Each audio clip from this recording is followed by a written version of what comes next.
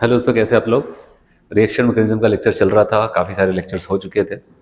पिछले लेक्चर पे मैंने आपको बताया था वहाँ पर plus M minus M effects क्या होता था, रेजोनेंस या फिर मेसोमेरिक इफेक्ट्स जो था। और उसके बाद उसी की मदद से मैंने आपको वहाँ पर बताया था कि अगर कार्बन एनायन की स्टेबिलिटी को देखा जाए तो हम कैसे कैसे देख सकते थे। तो मैंने आपको बताया था कार्बन आयन की जो स्टेबिलिटी थी, एनायन वाली की स्टेबिलिटी की बात हो रही है, ठीक है। माइनस आई और माइनस एम इफेक्ट क्या था, उसको स्टेबल करता था।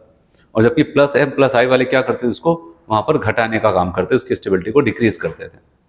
इसके लिए मैंने आपको कई क्वेश्चंस भी वहां पर कराए थे। और उसके बाद मैंने कहा था कि ये तो चलो यहाँ पर इंडक्टिव इफेक्ट और मेसोमेरिक इफेक्ट के साथ कैसा रिलेशन होगा वो देखा था हम लोग।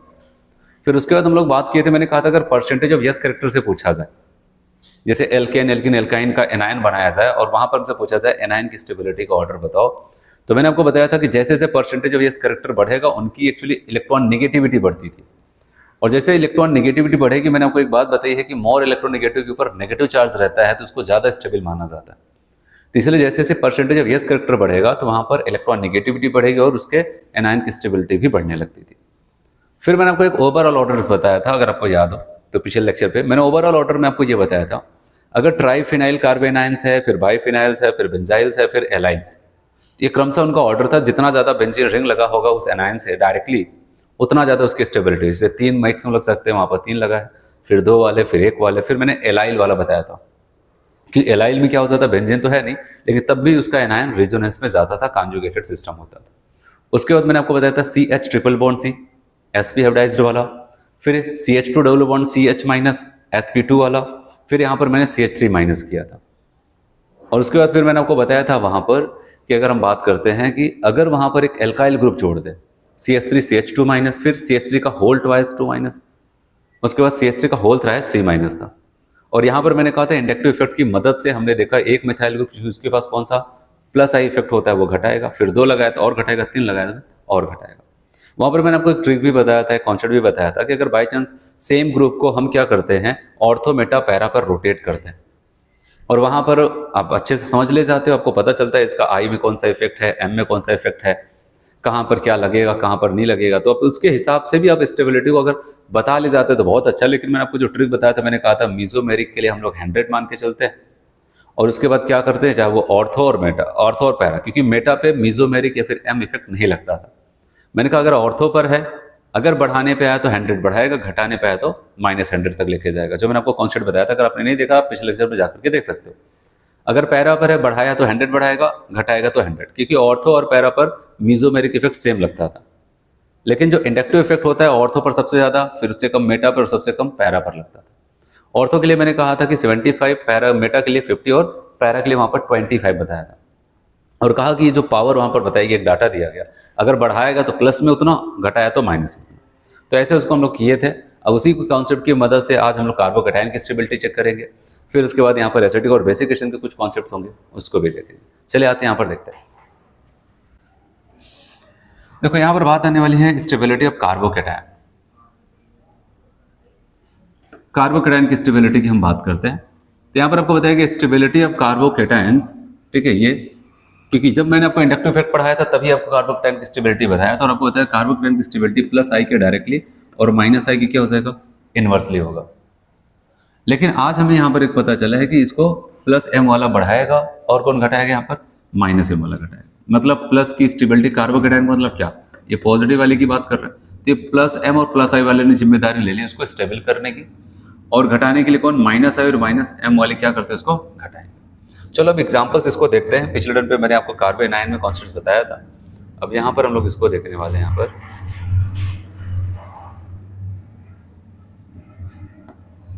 चलिए, जैसे हमारे पास यहाँ पर 3 लोग हैं और यहाँ पर हमसे कह दिया जाए इनके कैटायन की स्टेबिलिटी का ऑर्डर हमें लगा, तो सबसे पहले आपको ये देखना पड़ेगा कौन सा ग्रुप यहाँ पर जुड़ा है। आप देख रहे हैं यहाँ पर CH2 प्लस, ये सब में बेंजाइल कार्बोकैटायन सब में कॉमन है। ऑर्थो पर NO2 ग्रुप, फिर उसी को मेटा पे लगा दिया अगले में, उसी को अगले में पैरा पर लगा दिया। अगर हमसे पूछा जाए ये बताओ भाई ये आई में कौन सा इफेक्ट देता था, आप कहोगे माइनस है, एम में माइनस है, आई और एम में इसका दोनों इफेक्ट क्या है, अब बताओगे यहाँ पर माइनस वाला है, मतलब इलेक्ट्रॉन डेंसिटी घटाने का नेचर। और ये कौन सी पोजीशन इसके रेस्पेक्ट में बताओ, ये तो मेटा पोजीशन है, ठीक है। और मेटा पोजीशन मैंने कहा कि एम इफेक्ट मतलब मीजोमेरिक इफेक्ट काम नहीं करता था, तो बताओगे केवल यहाँ पर इंडक्टिव इफेक्ट आई देखेंगे। हम फिर से पहुंच गए यहाँ पर पैरा पर, और पैरा पे अगर हम आते हैं तो यहाँ पर याद रखना, तो बताओ कि माइनस आई और एम के हिसाब से देखा जाए तो माइनस एम, ऐसा कुछ यहाँ पर हो जाता है। फिर अगर हम बात करते हैं यहाँ पर, मैंने आपको एक डाटा, देखो आप ऐसे भी देख सकते हो, क्योंकि अपने आई इफेक्ट और एम इफेक्ट दोनों की वजह से स्टेबिलिटी को घटाएगा, यहाँ पर भी घटेगा, क्योंकि याद रखना कि कार्बोकेटाइंस की बात है, और कार्बोकेटाइन को माइनस आई माइनस एम दोनों घटाते हैं। तो यहाँ पर पहला स्ट्रक्चर हो, यहाँ पर भी दोनों लोगों की वजह से घट रहे हैं, यहाँ पर केवल एक लोग की वजह से घट रहे हैं, यहाँ पर फिर से दोनों लोगों की वजह से घट रहे हैं। और अगर मुझे यहाँ पर ऑर्डर लगाना होगा तो मैं आपको बताऊंगा घट सब जगह है, लेकिन यहाँ पर सबसे कम घटेगा, क्योंकि यहाँ पर केवल इंडक्टिव इफेक्ट ही अकेले घटा रहा है, और ऑर्थो और पैरा पर दोनों लोग घटा रहे हैं। अच्छा, एम का इफेक्ट जितना यहाँ पर घटाएगा उतना यहाँ पर भी घटाएगा, लेकिन आई कह रहे हैं मैं यहाँ पर ज़्यादा घटाऊंगा, और पैरा पर चूंकि मैं इससे दूर हो जा रहा हूँ थोड़ा कम घटाऊंगा। इसका मतलब यहाँ पर हम किसको लिखेंगे, यहाँ पर थर्ड वाले को लिखेंगे, फिर यहाँ पर फर्स्ट वाले। तो ऐसे हम इसको कर सकते हैं, लेकिन मैंने आपको एक बात बताई कि जो मैंने आपको कॉन्सेप्ट बताया था पिछले टर्म पे, हम उसका भी यूज़ कर सकते हैं। जैसे मैंने कहा कि इंडक्टिव इफेक्ट अगर ऑर्थो पर, उसके लिए हम 75 लिख देंगे, और मेटा एम इफेक्ट के लिए तो हमेशा 100 लिखते हैं। लेकिन अब प्लस में लिखे कि माइनस में, ये जो कॉन्सेप्ट आपको अगर याद होगा तो बता सकते हो। मैंने कहा अगर घटाएगा तो घटाने वाला साइन, आपको पता आई माइनस आई की वजह से इस प्लस की स्टेबिलिटी घटेगी, तो हमने कहा तब तो भाई तुम घटा रहे हो -75, और एम की वजह से कह रहा है मैं भी घटाऊंगा, मैंने कहा 100 माइनस में। तो अब इन दोनों लोग मिलकर घटाएं, कहेंगे -175 तक पहुंचा दिए दोनों लोग मिलकर के। ये भी घटा रहे कितना, आपको बताया 50 मैंने बताया था मेटा के लिए, और यहाँ पर -50, यहाँ पर आपको बताया था 25, और वो भी -25, यहाँ पर 100, वो भी कितने में माइनस, तो दोनों मिलकर के -125 तक गए। तो आप वैसे भी लगा सकते हैं, तो सब जगह यहाँ पर घट रहा है, वहां पर भी, लेकिन यहाँ पर केवल -50 तक गया है, तो हमने कहा भाई तुम आगे हो जाओ। उसके बाद वो -125, जबकि ये -175 और ज्यादा हो गया, तो बताओ कि फिर वो थर्ड फिर फर्स्ट। तो आप वैसे भी कर सकते थे, फिर जो मैंने आपको ट्रिक बताया था, कॉन्सेप्ट बताया था, आप उससे भी कर सकते हैं, ऐसा समझ में। तो चलिए अगला क्वेश्चन देखते हैं। यहाँ पर अगला कॉन्सेप्ट, यहाँ पर आपको ये दे दिया गया, कह रहे हैं कि इनको बताओ आप, ठीक है। अब देखो यहाँ पर सबसे पहले आपका यही ऑब्जर्वेशन होना चाहिए, जब सेम ग्रुप को ऑर्थो फिर मेटा और पैरा पर रोटेट कर रहे हैं, और यहाँ पर कार्बोकेटाइन कॉमन है, तो हमें कैसे देखना, सबसे पहले इनका आई और एम इफेक्ट देखना है, ठीक है। आई में आपको बताइए माइनस आई में पढ़ाया था मैंने, लेकिन एम में मैंने कहा था इसके पास लोन पेयर है कि एटम इसका, तो प्लस एम में थे। और यहाँ पर आप बताओगे इनका कौन सा माइनस आई इफेक्ट लगेगा, यहाँ पर फिर से दोनों इफेक्ट लग जाएगा। अब बताओगे यहाँ पर माइनस आई, लेकिन एम में प्लस है। अब अगर हम बात करते हैं यहाँ पर, ये देखो मैंने कहा था भाई इसके लिए आप वैसे भी कॉन्सेप्ट देख सकते थे, लेकिन अब मैंने आपको ट्रिक जो बताया आप उससे देखो। यहाँ पर मैंने कहा ये 75 होगा और इनके लिए 100 होगा, लेकिन क्या प्लस में कि माइनस, माइनस इस प्लस की स्टेबिलिटी को कभी बढ़ाया आज तक नहीं, घटाएगा, तो कहा भाई तब तो माइनस है। और ये plus plus plus plus same sign के दिख गया तो बढ़ा देता है, तो बताओ यहाँ पर प्लस, बताओ यहाँ पर 100 प्लस में है लेकिन 75 माइनस में है, तो आप बताओगे तब भी हिसाब में कट पिट के कितना आएगा, 25 प्लस में बचेगा। और यहाँ पर आते हैं, यहाँ पर आप देख रहे हैं 50 माना जाता है, और यहाँ पर केवल इंडक्टिव इफेक्ट लगता है, क्योंकि मेटा पोजीशन तो प्लस की स्टेबिलिटी आज तक कभी नहीं बढ़ाया, तो आज का क्या बढ़ाएगा यहाँ पर, तो -50। तो यहाँ पर आप बताओगे, अगर हम बात करते हैं तो बताओगे ये 25 और ये 100, 25 किस में बताओ, ये प्लस है और ये माइनस है, तो बताओगे घटा रहा, बताओगे माइनस में, और प्लस प्लस की स्टेबिलिटी को बढ़ाएगा तब बताओगे प्लस में, तो बताओगे यहाँ पर 75 बचेगा हिसाब में प्लस में। तो सबसे बड़ी वैल्यू कौन सी आ रही है बताओ, अब बताओगे सबसे बड़ी वैल्यू आपको मिल रहा है यहाँ पर थर्ड, ठीक है।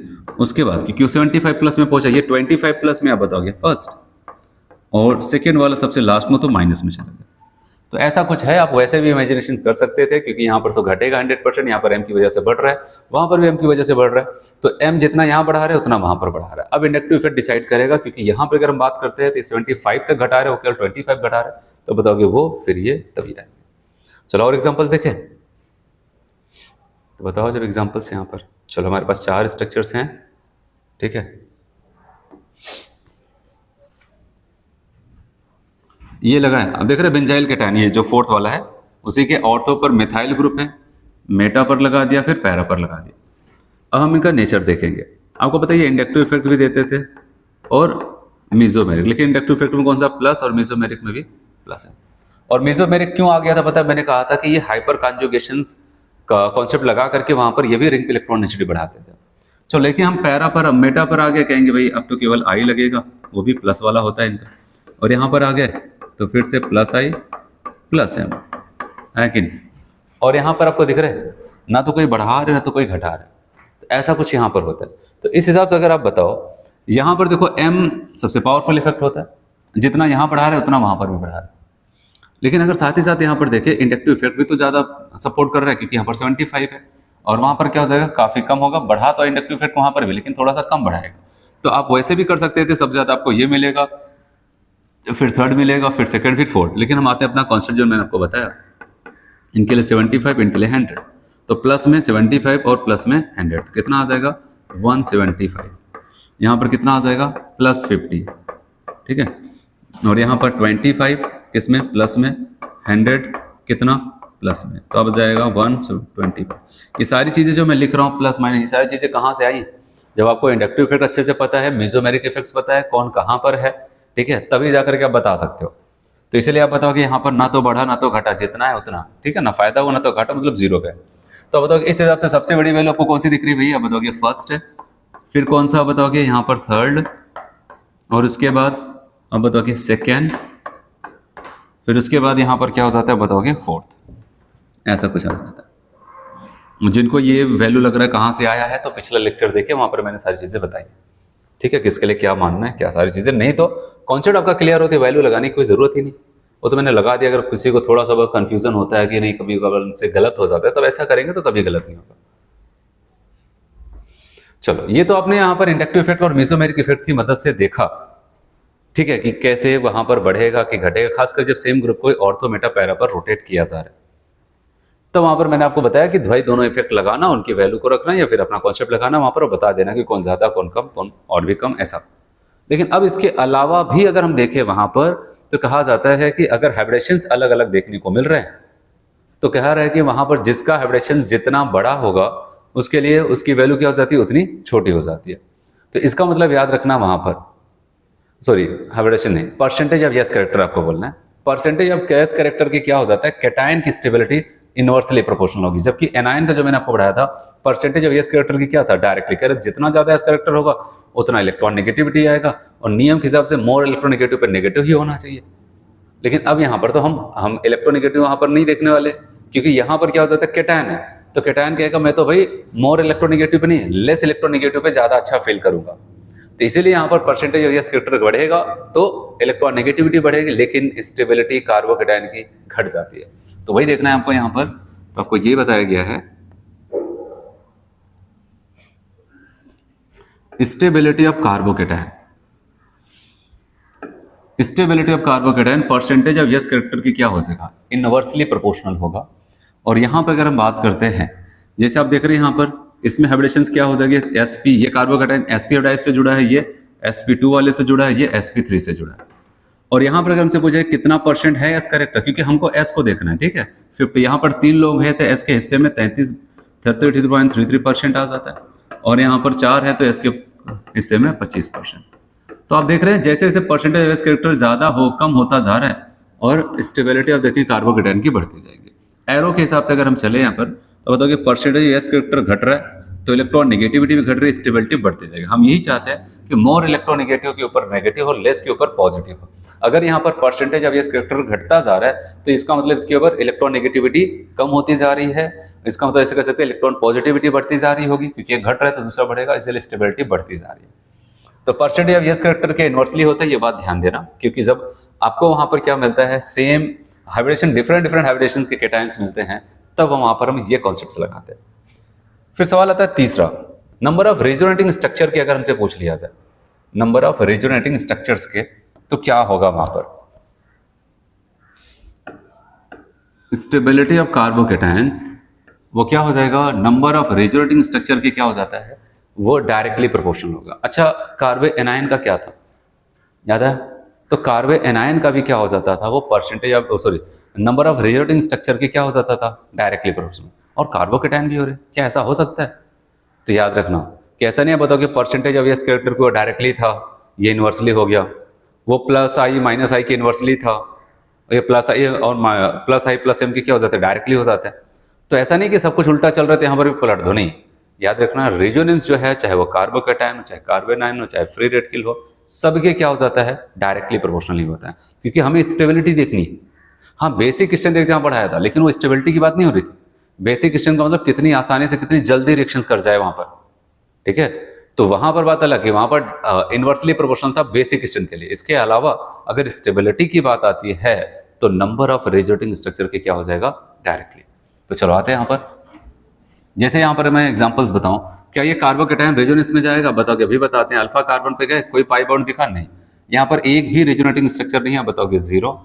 यहाँ पर आते हैं तो बताओगे कॉन्जुगेटेड पोजीशन 1 और 2, अब बताओगे यहाँ पर 2 कॉन्जुगेटेड पोजीशन मतलब 2 रेजोनेटिंग स्ट्रक्चर्स, यहाँ पर 1 2 3, अब देख रहे कॉन्जुगेशन में जा रहा है, अल्फा पे ये, फिर इसके रिसिप्ट यहाँ पर 1 2 3, तो अब बताओगे 3। और यहाँ पर बेंजीन हो गया 1 2 3 4 और +1 करके यहाँ पर 5 रेजोनेटिंग स्ट्रक्चर्स, यहाँ पर 1 2 3 4 5 6 7, टोटल यहाँ पर 7 रेजोनेटिंग स्ट्रक्चर हो जाता है। आ समझ में? तो अब बताओगे हम अगर इस एरो के हिसाब से चलते हैं, number of resonating structure increase करता है तो स्टेबिलिटी भी क्या हो जाएगी, वो इंक्रीज कर जाएगी।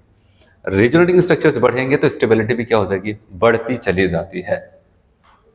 तो ये आप देखें यहाँ पर, चलो जैसे मैंने आपको वहां पर पढ़ाया था ना, क्या बोलते हैं कि कार्बन एनायन में मैंने कहा एक काम करते हैं, पूरा ओवरऑल कार्बन आयन की स्टेबिलिटी का एक ऑर्डर ही पूरा समराइज कर लेते हैं। वैसे यहाँ पर कार्बोकैटायन का भी देखने चल रहे हैं। देखो यहाँ पर मैं आपको बताऊं, वैसे तो आपसे जो पूछेगा वहां पर आपके एग्जाम में, किसी टेस्ट वगैरह की तो बात नहीं करते, ठीक है। तो यहाँ पर क्या होता है, आपको यहाँ से पूछना शुरू करेगा, ठीक है। आप देख रहे हैं यहाँ पर ट्राइफिनाइल कार्बोकैटायन है, और उससे पहले एक यहाँ पर लिख दिया गया ट्रोपेलियम कार्बोकैटायन। कभी आप कोई बुक लगाते हो, कोई टेस्ट देते हो, तो वहां पर हो सकता है मे भी ऐसा पूछ लिया जाए। ट्रोपेलियम कार्बोकैटायन क्या हो जाता है, सबसे ज्यादा स्टेबल होता है। एक और काफी स्टेबल है, वो आपको केवल टेस्ट में मिलता है, वहां पर ऐसे आपको दे दिया जाएगा, ठीक है। आप देख रहे हैं यहाँ पर ये 3 कार्बन की रिंग है, यहाँ पर साइक्लोप्रोपेन की बात कर रहे हैं, यहाँ पर वो भी 3 साइक्लोप्रोपेन लगे हुए हैं इस कार्बोकैटायन। ये सबसे ज्यादा स्टेबल होता है, ठीक है, ऐसा कुछ है। लेकिन ये सब आपको केवल प्रैक्टिस के लिए और वहां पर टेस्ट में मिलेगा, लेकिन एग्जाम के नजरिए से यहां से आपको ध्यान देना है। ट्राइफिनाइल कार्बोकैटायन, फिर बाइफिनाइल यहाँ पर आ जाता है। फिर यहाँ पर हम सोच रहे थे 3 बेंजीन रिंग सबसे ज्यादा रेजोनेटिंग स्ट्रक्चर, फिर 2 उससे थोड़ा सा कम, फिर 1 बेंजीन रिंग आना चाहिए था, लेकिन यहीं पर तो खेल हो गया है जो आपको ध्यान देना है। अब बताओगे यहाँ पर CH3 का होल था C+, अगर इसको मैं लगाऊं तो ऐसे हम बनाने जा रहे हैं। यहाँ पर ये है CH3 और यहाँ पर CH3, टोटल अगर आप यहाँ पर ध्यान देंगे 9 अल्फा H मिलता है, और साथ साथ यहाँ पर +I इफेक्ट्स भी आपको देखने को मिलता है। तो 9 अल्फा H मतलब हाइपर कॉन्जुगेशन, मतलब H इफेक्ट प्लस और क्या इंडक्टिव इफेक्ट, दोनों मिल करके एक अच्छा खासा इंडक्टिव और अच्छा खासा हाइपर कॉन्जुगेशन ये डोमिनेट कर जाता है किसके ऊपर, ये कौन है, बेंजाइल कार्बोकैटायन। ये बहुत इंपॉर्टेंट है, 2 बार नीट के एग्जाम में पूछा गया है। डायरेक्टली ऐसे नहीं पूछते, यहाँ पर कोई हेलोजन जोड़ देते हैं और कहा जाएगा कि बताओ कहाँ पर बनने वाला कार्बोकैटायन सब ज्यादा स्टेबल होगा। तो यहाँ पर आपको याद रखना कि आप बताओगे यहाँ पर CH3 का होल था है C+, जो कि ऐसा है होता है, ठीक है। 9 alpha H plus inductive effects तीनों मेथाइल की वजह से ये डोमिनेट कर जाता है किसके ऊपर, बेंजाइल कार्बोकैटायन। तो कभी भी एनायन में कोई दिक्कत नहीं। अभी मैं आपको फ्री रेडिकल का ऑर्डर बताऊंगा, उसमें कोई दिक्कत नहीं, लेकिन यहाँ पर आपको ध्यान देना कि अगर आप देखें और इसको नहीं ध्यान दिए तो समझ लो कि आप गलती कर रहे हो। तो याद रखना यहाँ पर, अब बताओगे ट्राई अल्काइल यहाँ पर या फिर ट्राई मेथाइल कार्बोकैटायन सबसे ज्यादा स्टेबल होगा किससे, बेंजाइल। और इसके बाद यहाँ पर कौन है, इसका नाम जानते हो क्या, मैंने पढ़ाया था आपको ना, एलाइल कार्बोकैटायन। वैसे अगर हमको एक पल के लिए लगता है कि यहाँ पर बेंजीन रिंग 3 है, फिर 2 है, फिर 1 वाला कर देते हैं, फिर यहाँ पर एलाइल वाला कर देते, तब जाकर के इनका नंबर लगाते, लेकिन ऐसा नहीं है। ऐसा होता तो कोई दिक्कत ही नहीं थी, लेकिन यहाँ पर क्या हुआ, वो बेंजाइल और एलाइल दोनों से ज्यादा हुआ, कौन, ये वाला। इसलिए याद रखना यहाँ पर 3 बेंजीन, फिर 2, फिर उसके बाद क्या हो जाता है, आप बताओ ट्राईमेथाइल कार्बोकैटायन, फिर उसके बाद क्या हो जाता है, बेंजाइल, फिर एलाइल। फिर उसके बाद आप देख रहे हैं यहाँ पर सेकेंडरी कार्बोकैटायन है, ठीक है। यहाँ पर CH3 ग्रुप कितने हैं, 2, तो आपको यहाँ पर 6 अल्फा H मिलेगा। फिर उसके बाद क्या हो जाता है, यहाँ पर प्राइमरी कार्बोकैटायन है और यहाँ पर 3 अल्फा H मिलेगा। फिर उसके बाद कौन है, यहाँ पर मेथाइल कार्बोकैटायन 0 अल्फा H है। अच्छा, इसके बाद यहाँ पर आते हैं, आप देख रहे हैं यहाँ पर ये sp2 वाले हो जाते हैं, और यहाँ पर क्या हो जाता है, ये sp वाले हो जाते हैं। तो यहाँ से यहाँ पर अगर हम बात करते हैं परसेंटेज ऑफ S करेक्टर से देखा गया, ठीक है, हाइब्रिडेशन करके परसेंटेज ऑफ S करेक्टर से, और यहाँ से यहाँ तक तो चलो रेजोनेंस था, बीच में यह आ गया इंडक्टिव और हाइपर कॉन्जुगेशन, फिर यहाँ पर बेंजाइल, फिर एलाइल, तब सेकेंडरी, फिर प्राइमरी, फिर मेथाइल, तब यहाँ पर आप बताओगे डबल बॉन्ड वाला, फिर ट्रिपल बॉन्ड। तो ये आपको याद रखना क्योंकि यही इंपॉर्टेंट है वहां पर, ठीक है। इसके अलावा और सारी चीजें जो है आप एक बार देख लेंगे सही से तो आपको उसमें भूलेगा नहीं। इसमें हो सकता है कभी फ्लो में आपको लगता है 3 फिर 2 फिर 1 कर देता है, उसके बाद इनको लेके आए, तब गड़बड़ हो जाओगे। ना समझ में। ओवरऑल कार्बोकेटायन का जो ऑर्डर है ध्यान देना। चलो ओवरऑल कार्बोकेटायन तो बता ही दिया, तो यहाँ पर फ्री रेडिकल को भी हम लोग ध्यान देते हैं। फ्री रेडिकल में दो मेनली हम लोग इफेक्ट्स देखेंगे। पहला यहाँ पर एक तो मैंने कहा रेजोनेंस सबको बढ़ाता है, वो किसी के लिए मना नहीं करता, कहता है अगर किसी को स्टेबल करना है तो रेजोनेटिंग स्ट्रक्चर्स बनाए तो स्टेबल होगा। तो यहाँ पर हम दो तरीके से ही देखेंगे, एक तो वहाँ पर नंबर ऑफ रेजोनेटिंग स्ट्रक्चर्स और दूसरा यहाँ पर हम देखेंगे हाइपर कॉन्जुगेशंस। ठीक है, क्योंकि मैंने कहा था कार्बोकेटायन, एल्कीन और फ्री रेडिकल इन तीनों जगह पर हाइपर कॉन्जुगेशंस होता था। तो हाइपर कॉन्जुगेशंस यहाँ पर देखेंगे, लेकिन सबसे पहले आपको पता होना चाहिए कि मेसोमेरिक इफेक्ट सबसे ज़्यादा पावरफुल होता है, तो पहले उसी से देखते हैं। चलिए आते हैं यहाँ पर जनरल ऑर्डर ऑफ स्टेबिलिटी किसका, फ्री रेडिकल। ठीक है, फ्री रेडिकल। तो यहाँ पर देखना आपको बताइए C6H5 का होल थ्रेस मतलब 3 बेंजीन रिंग है, और उसके बाद यहाँ पर क्या होता है 2, फिर यहाँ पर 1 बेंजाइल, फिर यहाँ पर एलाइल। तो ये आपको ध्यान देना है यहाँ पर ऐसे। तो याद रखना यहाँ पर क्या हो जाता है 3 बेंजीन रिंग, फिर 2, फिर 1, फिर एलाइल। तो अब आपको यहाँ पर ये ध्यान देना है कि इन तीनों जगह हमने कैसे देखा, इसको कैसे अरेंज करें, नंबर ऑफ रेजोनेटिंग स्ट्रक्चर। सबसे ज्यादा यहाँ पर 3 बेंजीन रिंग है, यहाँ पर 2, फिर 1, फिर यहाँ पर एलाइल फ्री रेडिकल है। अच्छा, उसके बाद यहाँ पर अगर हम बात करते हैं CH3 का होल थ्रेस, C फ्री रेडिकल, और बताओगे यहाँ पर क्या हो जाएगा H इफेक्ट्स 9 अल्फा H। मैंने कहा था कि फ्री रेडिकल में जितना ज्यादा अल्फा H होगा उतना ज्यादा हाइपर कॉन्जुगेटिंग स्ट्रक्चर रखेगा, उतना ही ज्यादा वो स्टेबल होगा। यहाँ पर अगर बात करते हैं बताओगे 6 अल्फा H है, यहाँ पर बात करते हैं बताओगे 3 अल्फा H है, और यहाँ पर क्या हो जाता है मेथाइल फ्री रेडिकल है। तो अब बताओगे वहाँ पर टर्शरी, सेकेंडरी, प्राइमरी, फिर मेथाइल, ये भी तो हम कह सकते हैं टर्शरी फ्री रेडिकल है भाई। उसके बाद क्या हो जाता है सेकेंडरी फ्री रेडिकल, ये प्राइमरी, ये कुछ नहीं, यहाँ पर इसको क्या बोलते हैं हम लोग मेथाइल, इसमें डिग्री नहीं लगाते ना, मेथाइल फ्री रेडिकल है। ये दो इफेक्ट से हम लोग को यहाँ पर ध्यान देना है कि याद रखना केवल और केवल कार्बोकेटायन के केस में जो टर्शरी वाला था वो बेंजाइल से पहले आ गया था, इनसे यहाँ पर बेंजाइल और एलाइल से पहले आया था। इसके अलावा और कहाँ कहीं पर कोई दिक्कत नहीं है। तो ये भी ऑर्डर आप याद रखना, पूछा हुआ क्वेश्चन है। चलो कार्बोकेटायन कार्बोनाइट तो हो गया है, अब हम बात करने वाले हैं यहाँ पर एसिडिक और बेसिक स्ट्रेंथ। जब मैं आपको इंडक्टिव इफेक्ट पढ़ा रहा तब भी आपको बेसिक कॉन्सेप्ट वहाँ पर एसिडिक और बेसिक स्ट्रेंथ का बताया था, लेकिन अब हम यहाँ पर फिर से क्यों पढ़ने जा रहे हैं, क्योंकि तब हम मेसोमेरिक इफेक्ट्स नहीं पढ़े थे, इंडक्टिव इफेक्ट से जो भी नॉलेज था उतने से हमने वहाँ पर एसिडिक स्ट्रेंथ को देखा। लेकिन अगर वहाँ पर क्या हो जाता है कि हम बात करते हैं कोई ग्रुप ऐसा जुड़ा हुआ है जिसको हम एक बार ऑर्थो, फिर मेटा, फिर पैरा पर लेके जा रहे हैं, और तब हम किसी भी फिनॉल का, बेंजोइक एसिड का एसिडिक स्ट्रेंथ देखते हैं, तो हम कैसे देखेंगे, क्या करते हैं, वो मैं आपको बताता हूँ। चलिए बात करते हैं यहाँ पर फिर से एक बार एसिडिक स्ट्रेंथ को, और इस बार हम दोनों इफेक्ट्स को मिला करके यहाँ पर देखने वाले हैं। और जो आपको वहाँ पर पता था, जो मैंने वहाँ पर पढ़ाया था, तो वही सेम चीज़ यहाँ पर भी मिलेगा, बस थोड़ा सा चीज़ें यहाँ पर बढ़ेंगी। अगर हमसे एसिड से पूछा जाए बताओ तुम कब ज़्यादा हो गया कब कम हो गया, कहता पूरी जिम्मेदारी कहता मैं अपने एनायन के ऊपर छोड़ देता हूँ। ठीक है, अगर मेरा एनायन स्टेबल होगा तो समझ लो मैं बहुत अच्छा एसिड हूँ, अगर एनायन स्टेबल नहीं हो रहा तो मैं बहुत गंदा एसिड हूँ, मतलब बहुत ही वीक एसिड हूँ। मैंने कहा ठीक है, फिर एनायन से पूछा क्या, ये बताओ भाई तुम कब ज़्यादा स्टेबल हो गए कब कम स्टेबल हो गए, कहता है अगर माइनस वाला, क्योंकि मैं एनायन हूँ ना, एनायन हूँ और मुझे -I -M बहुत पसंद है, अगर मैं -I -M जुड़े रहते हैं ऐसे ग्रुप तो मैं ज़्यादा स्टेबल हो जाऊंगा, और अगर मैं ज़्यादा स्टेबल हो जाऊंगा तो मान के चलो एसिड भी ज़्यादा स्ट्रांग होगा। और कह रहे किससे नफरत है, कह रहे कि +M और +I से, क्योंकि ये मेरे एनायन की स्टेबिलिटी को घटा देते हैं, इसलिए अगर मैं घटा तो मेरी एसिडिक स्ट्रेंथ भी घट जाएगी। तो मिला जुला के कॉन्सेप्ट क्या निकल गया है, एसिडिक स्ट्रेंथ -I -M के क्या हो जाएगा डायरेक्टली, और +I +M की क्या हो जाता है इनवर्सली। ना समझ में? तो चलिए बस यहाँ पर, क्योंकि वहाँ पर मैंने आपको सारी चीज़ें बताई थी, अब यहाँ पर हमें जो कुछ भी है प्रैक्टिस करके ही देखना है वहाँ पर। चलिए यहाँ पर देखें, फिनॉल का केस है। किसका केस है भाई? फिनॉल का। फिनॉल की आप देखें यहाँ पर पैरा पोजीशन पे NO2 लगा है, यहाँ पर क्लोरीन लगा है, यहाँ पर CH3 और यहाँ पर OCH3, ऐसा कुछ है। तो अब यहाँ पर ध्यान देना कि होगा क्या, ये पैरा पोजीशंस पे है और आपको पता है अगर सेम पोजीशन पे लगा है, ठीक है, यहाँ पर सभी पैरा पोजीशन में डिफरेंट ग्रुप लगे, तो आपको बस एक काम करना है यहाँ पर, जो उनका पावरफुल, क्योंकि इंडक्टिव और मेसोमेरिक दोनों देते हैं लोग, अब किसमें क्या देते हैं वो आपको ध्यान देना। लेकिन हाँ, उसमें से आपको पता है मेसोमेरिक अगर जिसका जो इफेक्ट ज्यादा पावरफुल होगा केवल उसी से हम लोग देखते हैं। जैसे अगर यहाँ पर पैरा पर लगा है तो हमको पता है ये -I देते हैं माइनस, लेकिन इनका -M ज्यादा पावरफुल, उसी को लिखते हैं यहाँ पर। और Cl के लिए हमको पता है ये +M देते हैं, लेकिन -I इनका ज्यादा डोमिनेटिंग, हम इनके लिए -I लिखते हैं। और इनके लिए हमें पता है यहाँ पर प्लस एम और प्लस आई दोनों देते हैं, हम प्लस एम वाला लिखते हैं क्योंकि रेजोनेंस की बात हो रही है तो हम इन्हीं पे फोकस करते हैं। और उनके लिए आपको पता है माइनस आई देते हैं और प्लस एम देते हैं, लेकिन सबको पता है प्लस एम बहुत ज्यादा होता है क्योंकि इनको मैंने पढ़ाया था स्ट्रॉन्ग एक्टिवेटिंग।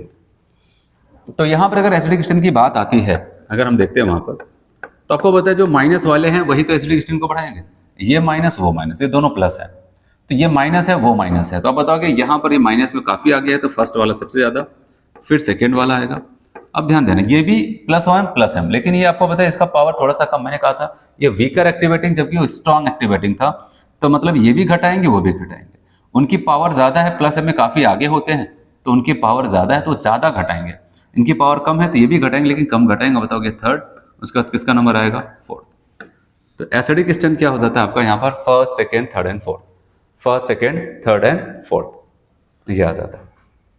चलो और देखते हैं यहाँ पर। अब ये पढ़ाने के लिए आपको यहाँ पर मेनली बताया गया है। चलो देखते हैं यहाँ पर। अगर आप देखें यहाँ पर फिनॉल का केस फिर से, लेकिन यहाँ पर ऑर्थो पर NO2 है। इसका सही नाम अगर लिखते हैं इसको कहते हैं ऑर्थो नाइट्रोफिनॉल। क्या बोलते हैं इसको? Ortho nitrophenol. और इनके लिए अगर बात करते हैं भाई, इनको कहते हैं तो मेटा वाला, मेटा नाइट्रोफिनॉल। ये पैरा पे आ गई, इसको कहते हैं पैरा नाइट्रोफिनॉल। और यहाँ पर कुछ नहीं, केवल फिनॉल है। क्या है इसको? हम कहते हैं यहाँ पर फिनॉल है। ठीक है, ऐसा हो जाता है। अब ध्यान देना है कौन ज्यादा कौन कम। तो आपको बताइए इनका व्यवहार देखा जाए तो ये माइनस आई और क्या हो जाते हैं? Minus M. और आपको बताया ये मेटा पोजीशन है इस रिस्पेक्ट में, अब तो केवल आई लगेगा। पैरा है तो कहेगा भाई माइनस आई और माइनस एम दोनों लगाएंगे, यहाँ पर कुछ नहीं। और अभी अभी पढ़ के आ रहे हैं कि एसिडिक स्टेन क्या हो जाता है? माइनस आई माइनस एम के डायरेक्टली, जबकि प्लस आई प्लस एम के क्या हो जाता है? इनवर्सली। ऐसा कुछ था यहाँ पर। चलिए अगर हम बात करते हैं यहाँ पर, हमें क्या लगता है यहाँ पर ये दोनों नेचर की वजह से सबसे ज़्यादा बढ़ा रहे हैं, तो हमें लगता है ये ज़्यादा होना चाहिए। फिर इसके बाद यहाँ पर दोनों नेचर की वजह से बढ़ा रहे हैं, इसके बाद इसका नंबर आना चाहिए, फिर यहाँ पर ये आना चाहिए, केवल इंडक्टिव इफेक्ट लग के बढ़ रहा है, यहाँ पर कुछ नहीं। अगर मैं आपको जो कॉन्सेप्ट पढ़ाया था, जो वाला ट्री बताया था, उससे भी देखें 75 और 100, मैंने कहा अगर बढ़ाने पे आ जाए तो प्लस में, घटाने पे आए तो माइनस में। और माइनस आई माइनस एम आप देख रहे हैं यहाँ पर बढ़ाने पे आएगा एसिडिक स्टेन को, तो बताओ कि भाई तब प्लस यहाँ पर लिखो, प्लस यहाँ पर लिखो, तो मिल करके कितना? 75 और 100, 175 तक पहुंचाएगा आपको। और यहाँ पर केवल इंडक्टिव इफेक्ट लग रहा है। बताओ कि 50 वो भी किस में? प्लस में होगा क्योंकि बढ़ाता है। यहाँ पर आप बताओ कि ये 25 प्लस में, यहाँ पर 100 प्लस में, क्योंकि ये दोनों नेचर की वजह से बढ़ाता है। तो ओवरऑल कितना आ जाएगा? 125। और इनसे पूछा कह रहे भाई मैं तो ना बढ़ा पा रहा हूँ, तो घटा पा रहा हूँ, जितना है उतनी है। तो इस हिसाब से अगर हम यहाँ पर ऑर्डर लगाएं एसिडिक स्टेन का, ध्यान से समझना, तो हम क्या बोलेंगे? कहेंगे भाई देखो ऑर्थो वाला सबसे ज्यादा। अब मैं ऑर्थो मेटा पैरा करके बताऊंगा। अब बताओ कि ऑर्थो सबसे ज्यादा, फिर पैरा 125 जा रहा है क्योंकि ये तो 175 था, 125। उसके बाद किसका नंबर आ रहा है? मेटा का। और सबसे लास्ट में किसको बोलेंगे? फिनॉल बोलेंगे। ऐसा हमें लग रहा था, लेकिन आपको पता है ऑर्डर गलत होता है। सोचता है ऐसा क्या हो गया, क्या मैंने ये कॉन्सेप्ट गलत बता दिया? देखो ऐसा कुछ नहीं है वहां पर कि आपको कॉन्सेप्ट यहाँ पर गलत बता दिया, बताओ एक ट्रिक बताया उसके बाद ये तो फेल हो गया। यहाँ पर कोई अगर एक्स्ट्रा कॉन्सेप्ट लगने लगता है तो एक अलग बात है। तो यहाँ पर क्या हो जाना चाहिए? तो होना इसी को ही चाहिए था। हर किसी को ये उम्मीद था कि यही टॉप करेगा, होना यही चाहिए था। लेकिन ये क्या हो गया? ये तो बिजी हो गया किसी काम में। किस काम में बिजी हुआ मैं आपको बताऊं। यहाँ पर ये H इस ऑक्सीजन को देख करके इसके साथ क्या करने लगा? अब बताओ कि यहाँ पर हाइड्रोजन बॉन्ड बनाने लगा। ये तो अकेले मॉलिक्यूल, कोई दूसरा तो है ही नहीं यहाँ पर, एक ही लोग आपस में बना ले। हाँ बना ले, तब कौन सा? इंट्रामोलिकुलर। क्या बोलेंगे यहाँ पर? Intramolecular H bonding, hydrogen bonding होने लगी। अब आपको पता है, मानते हैं सारी सब कुछ कंडीशन इनके लिए टॉप करने वाली थी कि भाई सबसे आगे तुम्हें बैठो, क्योंकि ऑर्थो हो, ऑर्थो से ज्यादा कोई एसिडिक हो ही नहीं सकता है, और वो भी NO2 ग्रुप पर लेकर के बैठे हो, तो दोनों नेचर आपका बढ़ाने का मस्त में इसको बढ़ाओ, इसके एसिडिक स्टेन, इसके एनायन को अच्छे से स्टेबल करो। लेकिन ये पीछे हो जाते थोड़ा सा, क्योंकि उसी के साथ मैंने ऑर्डर लगाया, मैंने कहा क्रॉस कर दिया, मैंने गलत। तो इसका गलत होने का रीजन ये है क्योंकि इसमें पाया जा रहा है इंट्रामोलिकुलर हाइड्रोजन बॉन्डिंग। तो इससे क्या नुकसान हो जाएगा? देखो होता क्या है कि एक एसिड से हम ये उम्मीद करते हैं, एक अच्छे एसिड से पानी में जाओ और चाहते हैं जैसे पानी में जाओ तुरंत के तुरंत जल्दी से अपना H+ रिलीज कर दो। अब यहाँ पर क्या हो जाता है कि ये जब यहाँ पर जाता है, हर कोई इस पे उम्मीद किया था, देखा सबसे पहले H प्लस यही रिलीज करेगा, लेकिन अब क्या हो जाता है, इनका H प्लस तो इंगेज्ड हो गया ना, कहीं पर बध गया है एक और बॉन्ड से, नाम है इंट्रामोलिकुलर हाइड्रोजन बॉन्डिंग। जब पानी में ये भी कूदे और इनको भी डाला गया, पैरा वाले को, दोनों कूदे, इनको ओवर कॉन्फिडेंस था, ठीक है, एक एक अभी निकालेंगे, और जब तक अपना हाइड्रोजन बॉन्ड तोड़ते वहां पर रिलीज करते हैं, तब तक पैरा नाइट्रोफिनॉल, जिससे किसी को उम्मीद नहीं थी, ठीक है, वो क्या कर जाता है कि अपना H प्लस इनसे पहले रिलीज कर देता है। आया समझ में? तो इसीलिए जो करेक्ट ऑर्डर यहाँ पर बन के आया वो क्या था, जो करेक्ट ऑर्डर एसिडिकेशन का बना है वो आपको ध्यान देना है। करेक्ट एसिडिकेशन पैरा, फिर उसके बाद ऑर्थो, फिर मेटा, तब फिनॉल आ जाता है, ठीक है, क्या आ जाता है, फिनॉल। अच्छा, एक चीज का याद रखना, ऐसा नहीं कि आप बताओगे इंट्रामोलिकुलर हाइड्रोजन बॉन्डिंग हो, इसको धक्के मार के सबसे पीछे कर दो, इतना नहीं, बस पैरा से ही थोड़ा सा पीछे हो जाता है, बस थोड़ा सा माइन्यूट सा आता है, लेकिन चेक किया गया तो ये कम तो हो गया ना। तो इसलिए क्या हो जाता है कि यहाँ पर लाइन में सबसे आगे कौन हो गया, टॉप कौन किया, पैरा। उम्मीद किससे थी, ऑर्थो, लेकिन ऑर्थो क्यों फंस गया, क्योंकि वो क्या कर दिया, यहाँ पर फंस गया ना इंट्रामोलिकुलर हाइड्रोजन बॉन्डिंग बना करके। तो इसीलिए बहुत बार का पूछा हुआ क्वेश्चन है, लगभग सब सही भी करते लेकिन तब भी पूछते रहते हैं इसको कि ऑर्थो नाइट्रोफिनॉल पैरा नाइट्रोफिनॉल में कौन ज्यादा एसिडिक होगा। तो आप याद रखना वहां पर क्या हो जाता है कि पैरा नाइट्रोफिनॉल ज्यादा, ऑर्थो कम। अच्छा, ये तो आपको बता दिया, हो सकता है एसर्शन में आपसे क्वेश्चन पूछा कि ऑर्थो नाइट्रोफिनॉल पैरा नाइट्रोफिनॉल में पैरा नाइट्रोफिनॉल की एसिडिकेशन ज्यादा होती है, तो आप बताओगे सही तो कह रहे हैं। तो रीजन में क्या लिखे कि आप बताओगे कि हाँ ये सही एक्सप्लेनेशन की तरफ लेके जा रहा है कि बताया गया कि ऑर्थो नाइट्रोफिनॉल में इंट्रामोलिकुलर हाइड्रोजन बॉन्डिंग होने की वजह से इसकी एसिडिक स्ट्रेंथ पैरा से कम हो जाती है। अब बताओगे करेक्ट एक्सप्लेनेशन बोल रहा है, ठीक है। तो इस बात का ध्यान देना, पैरा ऑर्थो मेटा फिनॉल, तो ये चीजें यहां पर आती, ठीक है।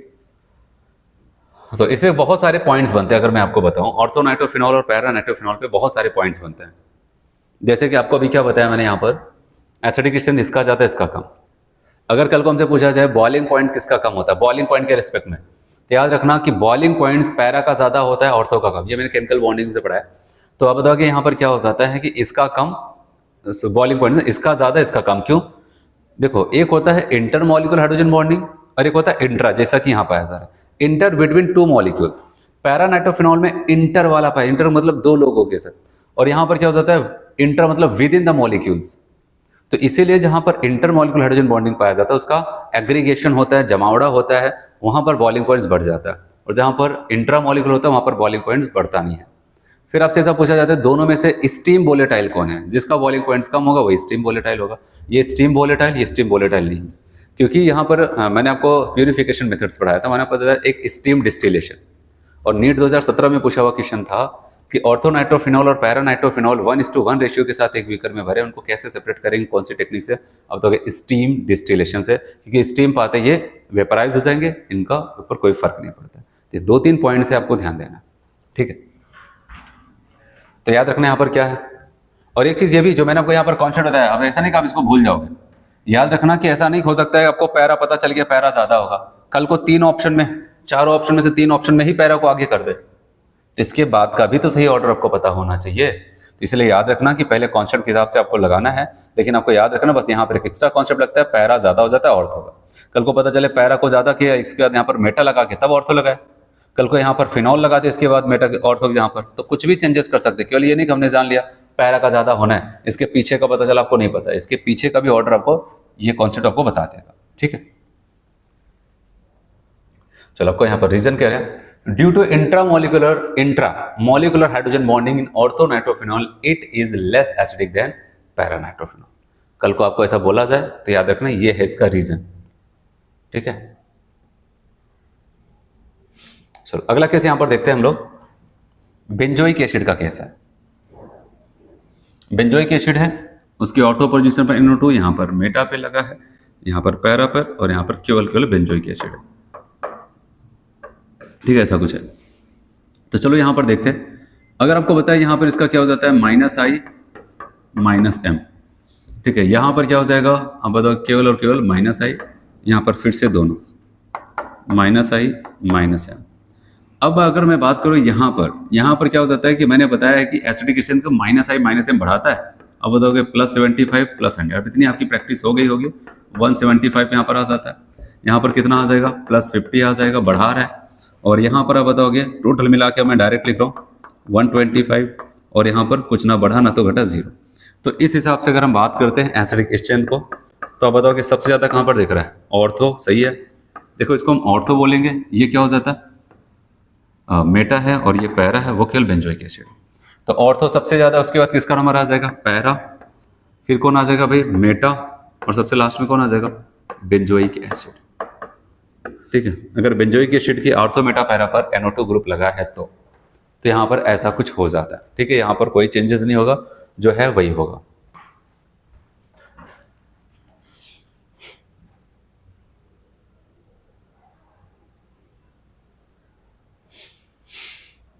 चलो नेक्स्ट देखते हैं यहाँ पर।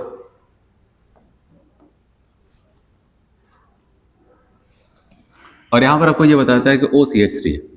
ठीक है, OCH3 है तो इसको आपको बताया I की बात करेंगे तो माइनस है, लेकिन M में तुरंत हम प्लस M बोल देंगे।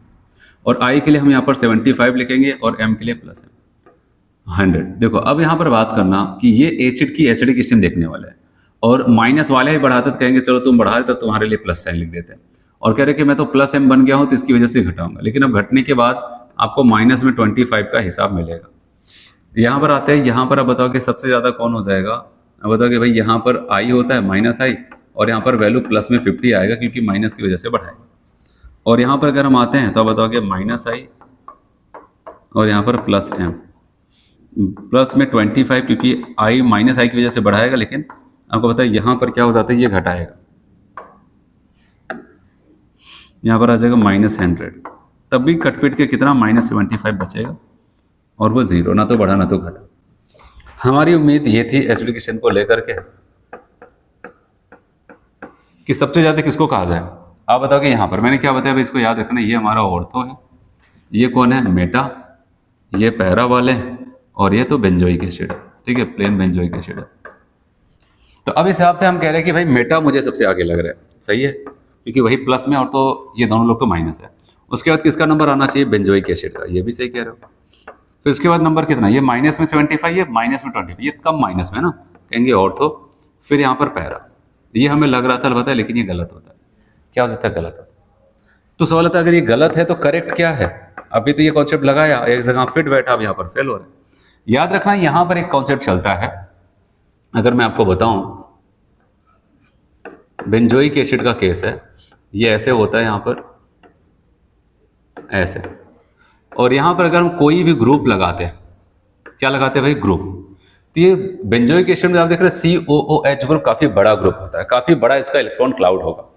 अगर कोई ग्रुप इसके ऑर्थो पोजीशन में, ये मायने नहीं रखते वो बढ़ाने वाला है कि घटाने वाला, अगर ऑर्थो पर हम कोई भी ग्रुप लगा देते हैं तो ये क्या कर जाता है? इसके ऊपर रिपल्शंस लगाता है। जाहिर सी बात है, दो ग्रुप है, इनके पास भी इलेक्ट्रॉन क्लाउड है, इनके पास भी जो भी बॉन्ड्स बने सब इलेक्ट्रॉन की वजह से बने। अगर इलेक्ट्रॉन क्लाउड को हम पास पास रखते तो उनके बीच में रिपल्शंस होगा, वो पास पास नहीं आएंगे बल्कि उनके बीच में रिपल्शंस होगा, ये इधर दूर भागेंगे, इधर दूर भागेंगे। जब ये ग्रुप नहीं लगा था, ऐसा मान के समझ, जब ये ग्रुप नहीं लगा था, बेंजीन रिंग हमारा एक प्लेनर रिंग होता है, sp हाइब्रिडाइज्ड कार्बन है, सेम प्लेन में होता है। उसी के साथ ये हमारा COH ग्रुप भी प्लेन में था। ठीक है, ऐसे मान लेते हैं ये बेंजीन रिंग, ये इसका प्लेन है, ये COH ग्रुप इसके ऊपर लगा था ऐसे। लेकिन जब बगल में कोई ग्रुप इसके ऑर्थो पर जोड़ते हैं तो यहाँ पर क्या होता है? पॉसिबल रिपल्शंस होने की वजह से ये इस प्लेन को छोड़ करके क्या हो जाता है? दूसरे प्लेन में चला जाता। पहले बेंजीन रिंग के साथ था, अब ऐसे टूट जाता, मतलब यहाँ पर दूसरे प्लेन में भाग जाता। और जैसे दूसरे प्लेन में भागता है, ये बहुत ज़्यादा अनस्टेबल हो जाता है, और बहुत ज़्यादा अनस्टेबल हो जाता है तो उसकी वजह से अपने आप को स्टेबल करने के लिए याद रखना वो क्या कर जाता है? अपना H+ क्या कर जाता है? तोड़ के निकाल देता है, इसके ऊपर आ जाता है माइनस। और मैंने कहा था कि वाटर में जाते ही कौन कितनी जल्दी H+ निकालेगा, ठीक है, उसी से देखा जाएगा उसकी एसिडिक स्ट्रेंथ। तो यहाँ पर क्या हो जाता है कि जैसे ऑर्थो पर कोई बढ़ाने, चाहे प्लस है हो चाहे माइनस हो, उससे नहीं मतलब है। ठीक है, यहाँ पर क्या हो जाता है? वो इसके ऊपर रिपल्शंस लगाता है, इलेक्ट्रॉन क्लाउड का रिपल्शन हर जगह लगता है। ठीक है, यहाँ पर रिपल्शंस लगेगा जिसकी वजह से अपने प्लेन को छोड़ करके दूसरे प्लेन में जाएगा, और जाते ही वहां पर अपने आप को अनस्टेबल पाएगा, और बड़ी जल्दी, सबसे जल्दी क्या कर जाता है? अपना H+ रिलीज कर देता है। और H+ रिलीज हुआ सबसे जल्दी तो सबसे जल्दी उसके पास एसिडिक स्ट्रेंथ आ जाती है, सबसे अच्छा एसिडिक स्ट्रेंथ आ जाएगा इसके पास। इसीलिए यहाँ पर याद रखना। और इस इफेक्ट को हम क्या बोलते हैं? यहाँ पर ऑर्थो इफेक्ट। क्या बोलते हैं भाई? इसको हम कहते हैं ऑर्थो इफेक्ट कहते हैं, इसको हम कहते हैं ऑर्थो इफेक्ट। और ऑर्थो इफेक्ट हो जाता है इसीलिए। अब आपको एक चीज याद रखना है, पहले तो मैंने आपको जो कॉन्सेप्ट बताया, इस कॉन्सेप्ट के हिसाब से पहले ऑर्डर बना लेना। अगर आप चाहते हो आपको रटना ना पड़े, बस एक लाइन से आपका काम हो जाए, कॉन्सेप्ट के हिसाब से प्लस आई माइनस है जो भी है इंडक्टिव और मेसोमेरिक इफेक्ट लगा करके ऑर्डर अरेंज करना।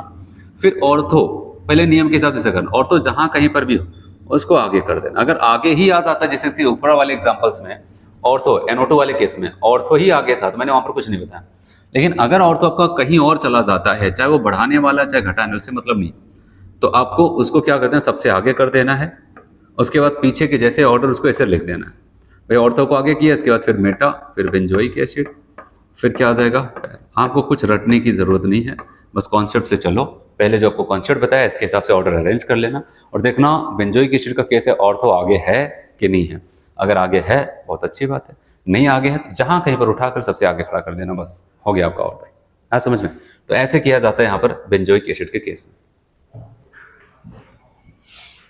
ठीक है, तो यहाँ पर आपको ये कहता है कि हमारा एक्सपेक्टेशन ये था कि मेटा, फिर बेंजोइक एसिड, फिर ऑर्थो, फिर पैरा, लेकिन due to ortho effect ortho को उठा करके सबसे आगे कर दिया यहाँ पर। ये इसका करेक्ट ऑर्डर होगा। चलो आपके कॉन्सेप्ट के लिए एक और क्वेश्चन यहाँ पर दे दिया जा रहा है। फिर से बेंजोइक एसिड का केस है, यहाँ पर लगा दिया है CH3। अब इस CH3 की बात करते हैं तो आपको पता होना चाहिए प्लस I है और प्लस, दोनों में प्लस प्लस, और ये माइनस वाले के साथ चलना पसंद कर देता है। बताओ इसका मतलब दोनों घटाएंगे 175 माइनस तक जाएगा। यहाँ पर केवल और केवल प्लस I लगेगा और ये घटाता है एसिडिक स्ट्रेन को -50, घटाएगा तो सारी वैल्यू माइनस में रख दो।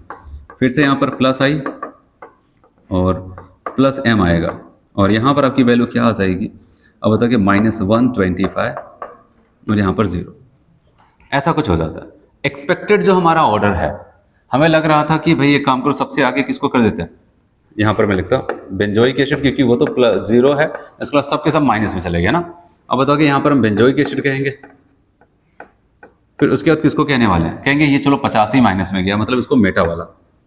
फिर कहेंगे पैरा वाला 125 ही गया है पैरा, और सबसे गड्ढे में कौन चला गया, आप बताओगे ऑर्थो। ये हमें अच्छा लग रहा था लेकिन ऐसा होता नहीं, तो मैंने कहा तब क्या होगा, अब बताओ कि जो आपको बताया ऑर्थो इफेक्ट। और ऑर्थो इफेक्ट में क्या समझाया था, पहले ऑर्डर अरेंज कर लेना, केवल ऐसा नहीं कि आप बताओगे कि नहीं ये तो गलत हो गया, इससे नहीं देखेंगे अब, भाई इसी से देखना, बस ऑर्थो को सबसे आगे कर देना, तब ऑर्डर क्या बन जाएगा ऑर्थो। फिर उसके बाद जो जैसे हैं उनको ऐसे ही रख देना, क्योंकि कल को पता चला आपने कहा नहीं बेंजोइक एसिड के केस में ऑर्थो आगे होता, 3 ऑप्शन में ऑर्थो को आगे कर दिया, अब क्या करोगे, अब क्या करोगे बताओ, 3 ऑप्शन में आगे कर देता है, तो इसके बाद का जो ऑर्डर है वो भी तो सही होना चाहिए, इसलिए पहले हम इसके हिसाब से कर लेते, फिर ऑर्थो जहाँ कहीं पर भी होगा सबसे आगे कर देते, हो गया काम यहाँ पर। ठीक है भाई, आपको बताया क्या, एक्सपेक्टेड लग रहा था बेंजोइक एसिड, मेटा, पैरा और सबसे पीछे ऑर्थो, लेकिन पता चला सही ऑर्डर में ऑर्थो सबसे आगे आके खड़ा हो गया। क्यों, ऑर्थो इफेक्ट, क्यों ऑर्थो इफेक्ट। चलो फिर नेक्स्ट हम लोग बात करते हैं यहाँ पर concept of basic strength, concept of basic strength. तो कह रहे हैं बेसिक स्ट्रेंथ डायरेक्टली पर्सनल हो जाएगा लोन पेयर डोनेटिंग टेंडेंसी। मैंने कहा था भाई बेसिक स्ट्रेंथ कहता तो मुझे इलेक्ट्रॉन पेयर डोनेट करना है, मुझे इलेक्ट्रॉन डेंसिटी अच्छे से चाहिए, मैंने कहा ठीक है, और वो उस इलेक्ट्रॉन डेंसिटी को आसानी से डोनेट करना चाहता है। तो अगर हमसे पूछा जाए कि जो इसके इलेक्ट्रॉन डेंसिटी को बढ़ा देगा, मतलब वो इलेक्ट्रॉन डोनेटिंग टेंडेंसी को ही तो बढ़ा रहा है, तो कौन बढ़ाते हैं, प्लस का मतलब ही होता है बढ़ाना, क्या बढ़ाना, इलेक्ट्रॉन डेंसिटी, तो मतलब प्लस M प्लस I वाले बढ़ाते हैं, और माइनस का मतलब घटाना, क्या घटाना, इलेक्ट्रॉन डेंसिटी। तो इसलिए आपको बताया कि बेसिक स्ट्रेंथ क्या हो जाता है, प्लस M प्लस I वाले बढ़ाते हैं इसलिए उसका डायरेक्टली प्रोपोर्शनल होगा, माइनस M माइनस I वाले घटाएंगे इसलिए उसके इनवर्सली प्रोपोर्शनल हो जाता है। ठीक है, तो चलो अगर इसी कॉन्सेप्ट को हम यूज करते हैं और यहाँ पर लगाते हैं, क्योंकि ये सारी चीजें एक बार हम लोग पढ़ चुके हैं इंडक्टिव में, लेकिन अब ये है कि हम लोग उसको मिला करके यहाँ पर मीजोमेरिक के साथ कर रहे हैं। चलो देखते हैं यहाँ पर ये हमारा NH2 ग्रुप है, यहाँ पर NO2 लगा हुआ है, यहाँ पर एनिलीन है, यहाँ पर Cl लगा हुआ है,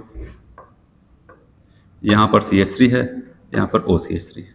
तो सबसे पहले आप देख रहे हैं पैरा पोजीशन पे ही लोग बदले हैं, तो हम इनका बिहेवियर देख लेते हैं। जो इनका पावरफुल होगा -M देते हैं, इनके लिए हम कहेंगे भाई तुम तो -I वाले हो, इनके लिए कहेंगे चलो ठीक है तुम दोनों दे दो, तुम +M वाले मान लेते हैं, यहाँ पर +M वाले।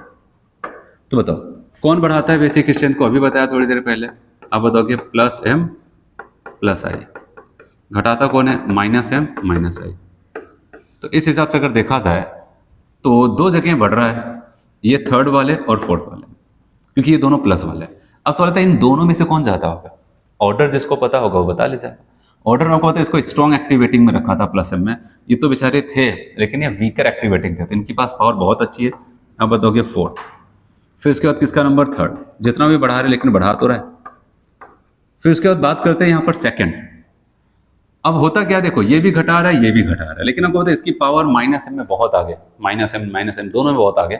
ये क्या हो जाता है, थोड़ी सी पावर कम है तब कहेंगे ठीक है, क्योंकि इनके पास एम इफेक्ट भी था और प्लस एम था माइनस, लेकिन माइनस से डोमिनेट करता है, इसलिए घटाते तो थे लेकिन बहुत कम, ये तो बहुत ज़्यादा घटा देगा, इसके लिए आप बताओगे यहाँ पर फर्स्ट। तो हमारा जो सही ऑर्डर होगा, order of basic strength, fourth, third, second, first.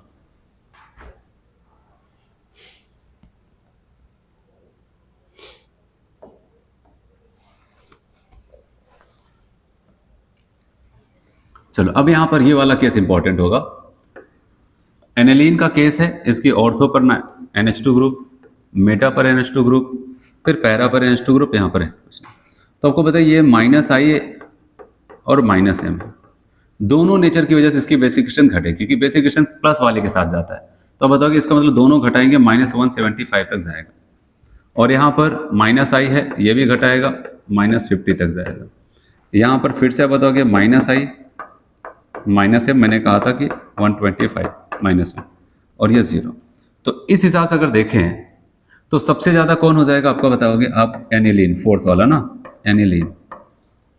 भाई नहीं बढ़ रहा है तो घट भी तो नहीं रहा है। उसके बाद अगर हम बात करते हैं सब जगह घट रहा है, यहाँ पर केवल -50 तक गया, बताओगे इसका मतलब यहाँ पर ये मेटा, मैं ऐसे लिख देता हूँ, आर्थो मेटा पैरा करके -50, ये -120/75 है। तो बताओ कि चलो इनका नंबर लगाते हैं, ये पैरा वाला है। फिर इसके सबसे पीछे कौन हो जाएगा, आपका ऑर्थो। तो ये तो बेसिक स्ट्रेंथ का जो करेक्ट ऑर्डर होगा वो यही होगा, समझ में। तो ऑर्थो वाला सबसे पीछे। चलो एक और एग्जांपल देखते हैं और एक नया कॉन्सेप्ट सीखते हैं। ये रहा यहां पर,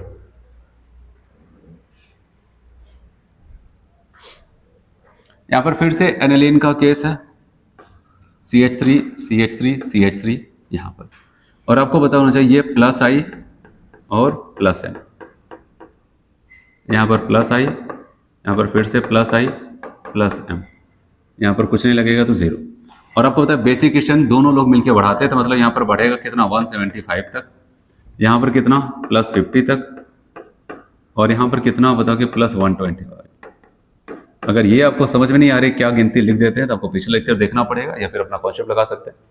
तो इस हिसाब से पता है कि हमें क्या लग रहा है कि सबसे ज़्यादा, चलो मैं पहले एक्सपेक्टेड ऑर्डर लिखता हूँ यहाँ पर। हमारा जो एक्सपेक्टेड जो ऑर्डर था,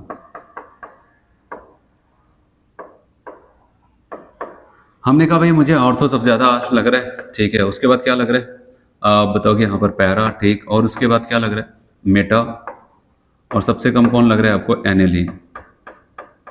लेकिन ये ऑर्डर गलत हो जाता है, पता है क्यों? देखो होता क्या, इनको बेस बनना, और बेस बनने के लिए इनको अपना लोन पेयर डोनेट कराना। कहानी, एनिलीन जितना आसानी से अपना लोन पेयर डोनेट कर पाएगा उतना अच्छा बेस बनेगा, और डोनेट कर पाएगा जब उसको अच्छी इलेक्ट्रॉन डेंसिटी मिलेगी। सबसे अच्छी इलेक्ट्रॉन डेंसिटी अगर इन सब में देखा जाए, ऑर्थो वाला बढ़ा रहा था 175 ऐसे। लेकिन सवाल आता है, ये अगर आप करेक्ट ऑर्डर देखेंगे तो इसमें हम ऑर्थो से पूरी उम्मीद लगाए थे कि ऑर्थो टॉप करेगा, पहले आएगा, लेकिन पता चला ऑर्थो सबसे पीछे चला गया। ऐसा क्या हुआ मैं आपको बताऊं। ऐसा होता है कि यहाँ पर याद रखना, यहाँ पर ये जो लोन पेयर है, ठीक है, ये चाहता तो है, ये नाइट्रोजन चाहता है मैं जल्दी किसी को इलेक्ट्रॉन अपना डोनेट करके अच्छा खासा बेस बन जाऊं, लेकिन बगल में जो ऑर्थो पर ग्रुप बड़ा रहता है, एक्चुअली उसके पास क्या हो जाता है, इलेक्ट्रॉन क्लाउड होता है, ठीक है। ये आने वाला जो इससे इलेक्ट्रॉन पेयर लेने के लिए किसी को तो आना होगा, जो इसके पास आता है, ये बगल में इसके जस्ट बैठा है, तो उसके ऊपर रिपल्शन लगा, ऐसा लगता है उसको धक्के मारते, उसको आने नहीं देता। जब आने नहीं देता है तो वहां पर क्या हो जाएगा, वो देना तो ये चाहता है, लेकिन इसकी वजह से वो इसके करीब नहीं आ पाते। जब करीब नहीं आ पाएंगे जल्दी से डोनेट नहीं कर पाएंगे, जब डोनेट नहीं कर पाएंगे जिससे अच्छा डोनेशन ये लोग कर देते हैं। इसलिए इनको अब यहाँ पर एक कॉन्सेप्ट देखना है, एनिलीन का केस हो, सेम ग्रुप को ऑर्थो, मेटा और पैरा पर रोटेट किया जाए, तो याद रखना पहले तो हम कॉन्सेप्ट के हिसाब से पूरा ऑर्डर लगा लेंगे, फिर उसके बाद ऑर्थो जहां कहीं पर भी होगा उसको पीछे कर देते हैं। कहां पर कर देंगे, सबसे पीछे। ऐसा समझा। ऐसे बेंजोइक एसिड के केस में मैंने कहा था कि पहले कॉन्सेप्ट के हिसाब से पूरा ऑर्डर लगा लेंगे, ऑर्थो जहां कहीं पर होगा सबसे आगे और यहाँ पर सबसे पीछे, ठीक है। तो ऐसा कुछ यहाँ पर होता है, ये देना तो चाहता है लेकिन जस्ट बगल में बैठ करके उसको देने नहीं देता, ठीक है। तो इसी की वजह से बताओगे भाई यहाँ पर ये पीछे हो जाते हैं, ये आपको समझना है। तो एनिलीन के केस में ऑर्थो वाला पीछे और बेंजोइक एसिड के केस में सबसे आगे। चलिए हो गया एसिडिक बेसिक स्ट्रेंथ, और यहाँ पर आपका कार्बोकैटायन कार्बन आयन की स्टेबिलिटी का ऑर्डर। अब यहाँ पर हम एक टॉपिक देखने वाले, इसका नाम है डायरेक्टिंग इन्फ्लुएंस। क्या है यहाँ पर? Directing influence. और डायरेक्टिंग इन्फ्लुएंस का मतलब समझते हैं, फिर इसको समझते हैं। तो बताया गया डायरेक्टिंग इन्फ्लुएंस का मतलब, देखो अगर बेंजीन रिंग खाली पड़ा है, मतलब बेंजीन रिंग है और उस पर कोई भी ग्रुप, कोई भी वहां पर सब्स्टिट्यूएंट नहीं जुड़ा है, तो बेंजीन रिंग एक बहुत बड़ा रिच सोर्स होता है इलेक्ट्रॉन डेंसिटी का, क्योंकि आप देख रहे हैं 3 अनसैचुरेशन होता है, मतलब 3 पाई बॉन्ड्स पाए जाते हैं बेंजीन रिंग। तो ये बहुत बड़ा सोर्स होता है इलेक्ट्रॉन डेंसिटी का। अगर किसी इलेक्ट्रोफाइल से पूछो कहां पर जुड़ना पसंद करोगे, तो उसका सपना होगा काश बेंजीन रिंग मिल जाए, मैं उससे जाकर के जुड़ूं, अच्छी खासी इलेक्ट्रॉन डेंसिटी मिल जाती है वहां पर। तो अब बेंजीन रिंग पे अब सवाल यह था, अगर बेंजीन रिंग पे कोई भी ग्रुप अभी नहीं जुड़ा है, एक इलेक्ट्रोफाइल को छोड़ दोगे तो उसके बाद वो क्या करता है, बेंजीन रिंग के पास 6 कार्बन होते हैं, तो किसी भी जहां पर उसका मन करेगा किसी भी कार्बन पे जाकर के वो जुड़ सकता है, इतना फ्री है वो। लेकिन अगर बेंजीन रिंग के ऊपर पहले से भी कोई ग्रुप प्रेजेंट हो, क्या हो, बेंजीन रिंग के ऊपर पहले से एक ग्रुप प्रेजेंट है, अब किसी इलेक्ट्रोफाइल को उसके पास भेज दो, कह दो कि जहां पर मन करे जुड़ जाओ, ऐसा नहीं होगा। अब आने वाले इलेक्ट्रोफाइल को कहां पर जुड़ना है कौन डिसाइड करेगा? जो उस पे उपस्थित पहले से ग्रुप है। तो बेंजीन रिंग के ऊपर अगर पहले से कोई ग्रुप प्रेजेंट है, तो आने वाले इलेक्ट्रोफाइल या फिर निक्लोफाइल को जिस पोजीशन पर जोड़ने का काम करता है, उसी को हम क्या बोलते हैं उसका, ठीक है, डायरेक्टिंग इन्फ्लुएंस। ये आपको वैसे तो टॉपिक एनसीईआरटी में आपके हाइड्रोकार्बन वाले चैप्टर्स में, लेकिन मैं इसको यहां पर पढ़ा देता हूं, ठीक है, कि यहां पर पढ़ेंगे तो वहां पर आएगा तो ऐसा देख लेंगे कि हाँ ऐसा हम पढ़ चुके। तो चलो यहां पर वही देखते हैं। तो डायरेक्टिंग इन्फ्लुएंस का मतलब आपको समझ में आया, तो चलो इसको रीड करके मैं सुनाता हूं। डायरेक्टिंग इन्फ्लुएंस में सब्स्टिट्यूएंट और functional group already present on the benzene rings direct the incoming electrophile और nucleophile to occupy ortho, meta और पैरा पोजीशन। तो जो डायरेक्शन उनको देता है कि नहीं तुम ऑर्थो पर जाओ जुड़ो, एक काम करो तुम मेटा पे जाके जुड़ो, तुम पैरा पर जाके जुड़ो, जो डायरेक्शन देता है उसी को हम क्या बोलते हैं, इसको डायरेक्टिंग इन्फ्लुएंस। चलो अब यहां पर मैं आपको कुछ चीजें सिखाने वाला हूं जो कि आगे आपको मिलता रहेगा। अगर कोई एक इलेक्ट्रोफाइल है, ठीक है, और वो बेंजीन रिंग पे जाकर के जुड़ना चाहता है, मान लेते कई बेंजीन रिंग वहां पर है और उनके ऊपर कुछ ग्रुप्स जुड़े हुए हैं, अगर वहीं पर इलेक्ट्रोफाइल को छोड़ दे, कहते हैं जाओ जहां पर सभी बेंजीन रिंग में जहां पर तुम्हें अच्छा लगे जाकर के जुड़। अब सवाल है तो कहां पर जुड़ेगा? तो हमारे पास ये कॉन्सेप्ट होना चाहिए इलेक्ट्रोफाइल होते क्या। ये सारी चीजें मैंने आपको पढ़ाई थी रिएक्शन मैकेनिज्म शुरुआत में पहले लेक्चर में। तो मैंने आपको बताया था कि इलेक्ट्रोफाइल मतलब जो इलेक्ट्रॉन के प्रति अट्रैक्शन रखते हैं, जो इलेक्ट्रॉन को ढूंढ रहे, इलेक्ट्रॉन डेंसिटी को ढूंढ रहे, वो चाहते हैं कि कहां से कहां पर मुझे इलेक्ट्रॉन डेंसिटी, क्योंकि आपको पता है कि जो इलेक्ट्रोफाइल्स होते हैं उनके पास खुद इलेक्ट्रॉन की कमी होती है। जिसके पास इलेक्ट्रॉन की कमी है इलेक्ट्रॉन को ढूंढेगा, जिसके पास इलेक्ट्रॉन की अधिकता है, बहुत ज्यादा इलेक्ट्रॉन है, तो वो उसको ढूंढेगा जहां पर इलेक्ट्रॉन की कमी। तो इलेक्ट्रोफाइल का कॉन्सेप्ट अगर आपको पता है कि भाई ये गरीब लोग हैं, इनके पास इलेक्ट्रॉन की कमी है, ये हमेशा भटकते रहते हैं कि कहां पर इलेक्ट्रॉन दिख जाए, और बेंजीन रिंग एक बहुत अच्छा सोर्स है। अगर कई बेंजीन रिंग है, सबके ऊपर कुछ न कुछ कोई न कोई ग्रुप प्रेजेंट है, और उसको बोल दिया जाओ इसमें से जहां पर तुम्हें अच्छा लगे जुड़ जाओ, पता है कहां पर जुड़ेगा? जहां पर उसको सबसे ज्यादा, जिस बेंजीन रिंग पे सबसे ज्यादा इलेक्ट्रॉन डेंसिटी दिखेगी वहीं पर जाकर के वो जुड़ेगा सबसे पहले। और इलेक्ट्रॉन डेंसिटी बढ़ाने के लिए कौन, मैंने आपको बताया था, प्लस एम प्लस आई ग्रुप वाले क्या करते, बढ़ाते थे, और माइनस एम माइनस आर वाले क्या करते, घटाने का काम करते थे। क्योंकि जब बेंजीन की बात होगी तो हम प्लस एम और माइनस एम की ही बात करेंगे। तो अगर हमसे पूछा जाए एक इलेक्ट्रोफिलिक सब्स्टिट्यूशन करना है, मतलब इलेक्ट्रोफाइल जाएगा किसी को हटाएगा वहां पर जुड़ जाएगा, यहाँ पर एक टर्म यूज होगा सब्स्टिट्यूशन। तो मैं आपको बता दूं सब्स्टिट्यूशन का मतलब सिंपल से ये होगा कि कोई आए किसी को हटाए उसके जहां पर जुड़ जाए। जैसे मैं बात करूं यहाँ पर एक बेंचेस पे 4 लोग बैठे हैं, अब ऐसा कह सकते हैं कोई आया किसी एक किनारे वाले को किसी को हटाया, उसको हटाकर उसी यहाँ पर बैठ गए, मतलब अब भी कितने, 4 ही है, पहले कितने थे, 4 ही थे, बस एक को हटाकर उसके यहाँ पर दूसरे को बैठा दिया गया, बस इसी को कहते हैं सब्स्टिट्यूशन। है समझ में? तो अब एक इलेक्ट्रोफाइल को जा करके बेंजीन रिंग पे जो H है, जो हाइड्रोजन है, उसको हटा करके उसके यहाँ पर खुद जुड़ना है। तो कब वो ज्यादा अच्छे से जुड़ेगा, कब अच्छे से नहीं जुड़ पाएगा, उस कॉन्सेप्ट को हम देखते हैं, क्योंकि उसका कॉन्सेप्ट में पता है कि उसको इलेक्ट्रॉन डेंसिटी मांगता है। जितना ज्यादा इलेक्ट्रॉन डेंसिटी यहां पर दिखेगा वहां पर सबसे पहले सब्स्टिट्यूशंस करेगा। चलो आते हैं वैसे कॉन्सेप्ट को देखते हैं। यहाँ पर greater is the electron density in ring, जितना ज्यादा इलेक्ट्रॉन डेंसिटी होगा रिंग पे, greater is the reactivity towards, इसको कहते हैं एरोमेटिक इलेक्ट्रोफिलिक सब्स्टिट्यूशंस या फिर इलेक्ट्रोफिलिक सब्स्टिट्यूशन। यहाँ पर मैं लिख देता हूं, इसका मतलब हो जाता है इलेक्ट्रोफिलिक सब्स्टिट्यूशन।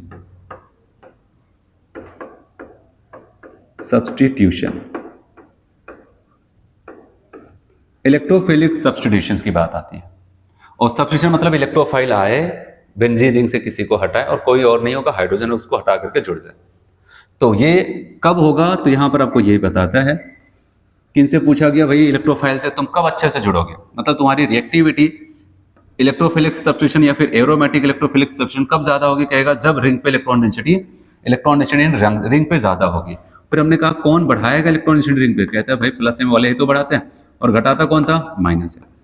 तो मतलब प्लस एम ग्रुप की क्या होगा, डायरेक्टली जितने ज्यादा प्लस एम ग्रुप लगे होंगे उतना ज्यादा होगा इलेक्ट्रोफिलिक सब्स्टिट्यूशन, और जितने माइनस एम लगे होंगे जितने बड़े बड़े उतना कम हो जाएगा।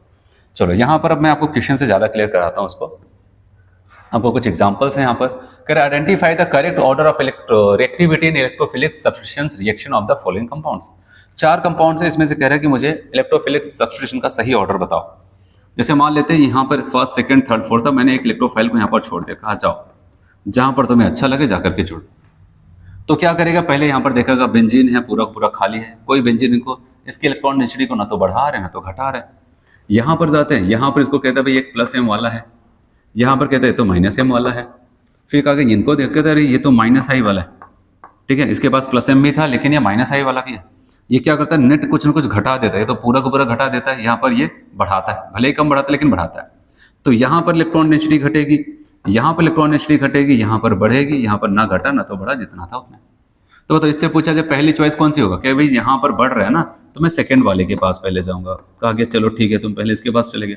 अब किसके पास, कह रहे देखो इन दोनों में तो घट रहा है, तो मैं अब यहाँ पर जाऊंगा ना जहाँ पर ना बढ़ा ना तो घटा, क्योंकि ये क्या ढूंढ रहा है, इलेक्ट्रॉन डेंसिटी। तो कहेगा भाई हम यहाँ पर जाते हैं फर्स्ट।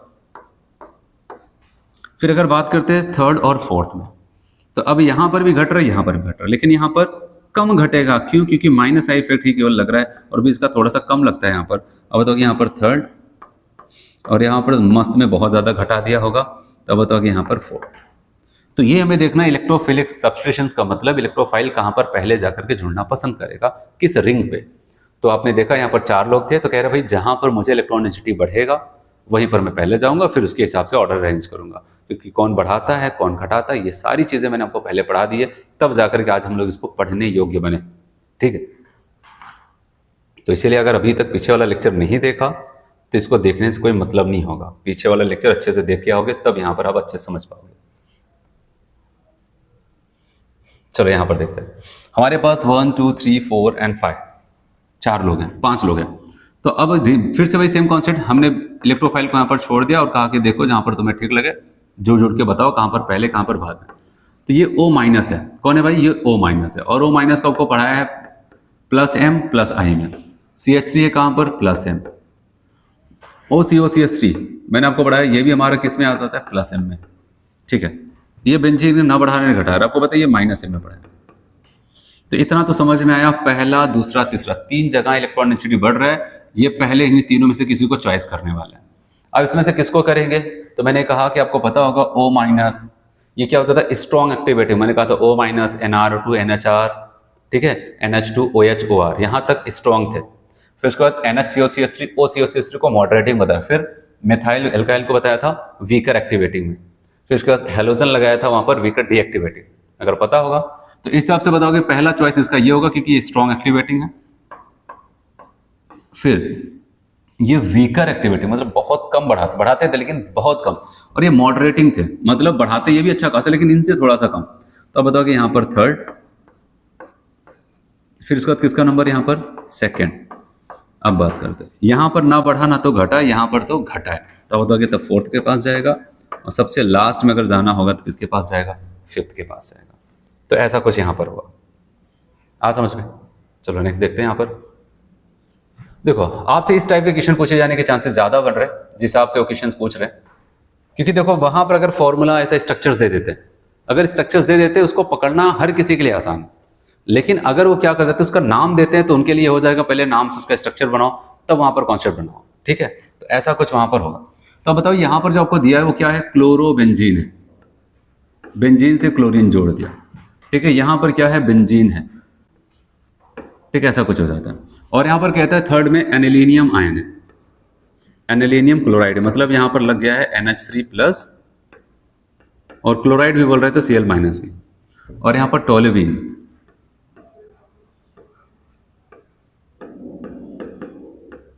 ऐसा।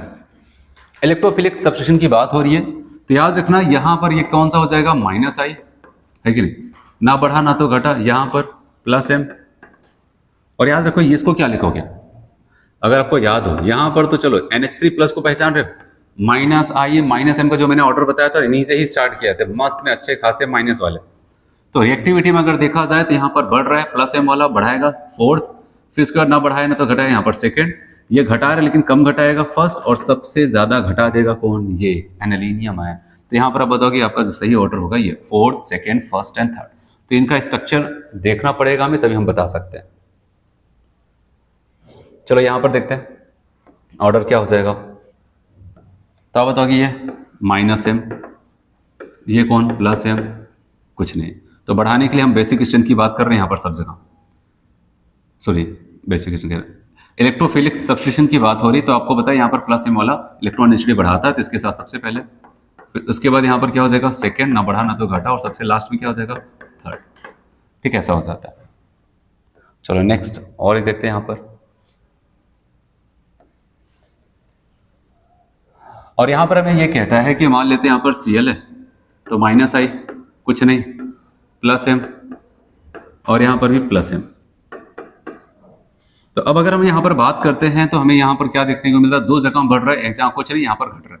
तो और इसमें भी आपको पता है स्ट्रॉन्ग एक्टिवेटिंग में OH को बढ़ाया गया, तो बताओगे यहाँ पर फोर्थ, यहाँ पर क्या हो जाएगा बताओगे यहाँ पर फिर थर्ड, और उसके बाद क्या हो जाएगा यहाँ पर सेकेंड, और सबसे लास्ट में कौन हो जाएगा यहाँ पर फर्स्ट आ जाता है। तो ऐसा कुछ यहां पर हो जाता था। ठीक है, अब देखो यहां पर हम लोग देखते हैं कि अभी तक तो हम लोग इलेक्ट्रोफिलिक सब्स्टिट्यूशन की बात कर रहे थे, लेकिन अब हम लोग क्या करने वाले हैं यहाँ पर, अगर मान लेते हैं बेंजीन रिंग के ऊपर पहले से कोई ग्रुप प्रेजेंट है, अब अगर कोई इलेक्ट्रोफाइल आ रहा है तो किसके हिसाब से जुड़ेगा। जैसे कि यहां पर मैं आपको केस बताऊंगा, देखो अगर कोई एक ग्रुप जुड़ा हुआ है, अगर वो क्या हो जाता है प्लस एम वाला ग्रुप केवल एक जुड़ा है, तो आपको पता है प्लस एम है तो ऑर्थो पैरा डायरेक्टिंग होता है, तो आने वाले इलेक्ट्रोफाइल को तो ऑर्थो पर भेजेगा तो पैरा पर भेजेगा। अगर कोई माइनस एम लगा है तो मैंने कहा था वो मेटा डायरेक्टिंग होता है। क्या हो जाता है मेटा डायरेक्टिंग, और मेटा डायरेक्टिंग है तो आने वाले इलेक्ट्रोफाइल को मेटा पोजीशन पे भेजेगा। ठीक है, लेकिन अब यहां पर बात करते हैं अगर वहां पर क्या हो जाता है दो ग्रुप लगे हुए, कितने ग्रुप, दो ग्रुप, और मान लेते वो दोनों के दोनों बढ़ाने वाले प्लस एम है, तो अब किसके हिसाब से जुड़ेगा। जैसे मान लेते एक एग्जाम्पल लेते हैं, आपको कोई जॉब ऑफर कर रहा है, वही सेम काम के लिए आपको कोई 10,000 दे रहा है, कोई 15,000 दे रहा है, तो आप किसके साथ जाना पसंद करेंगे।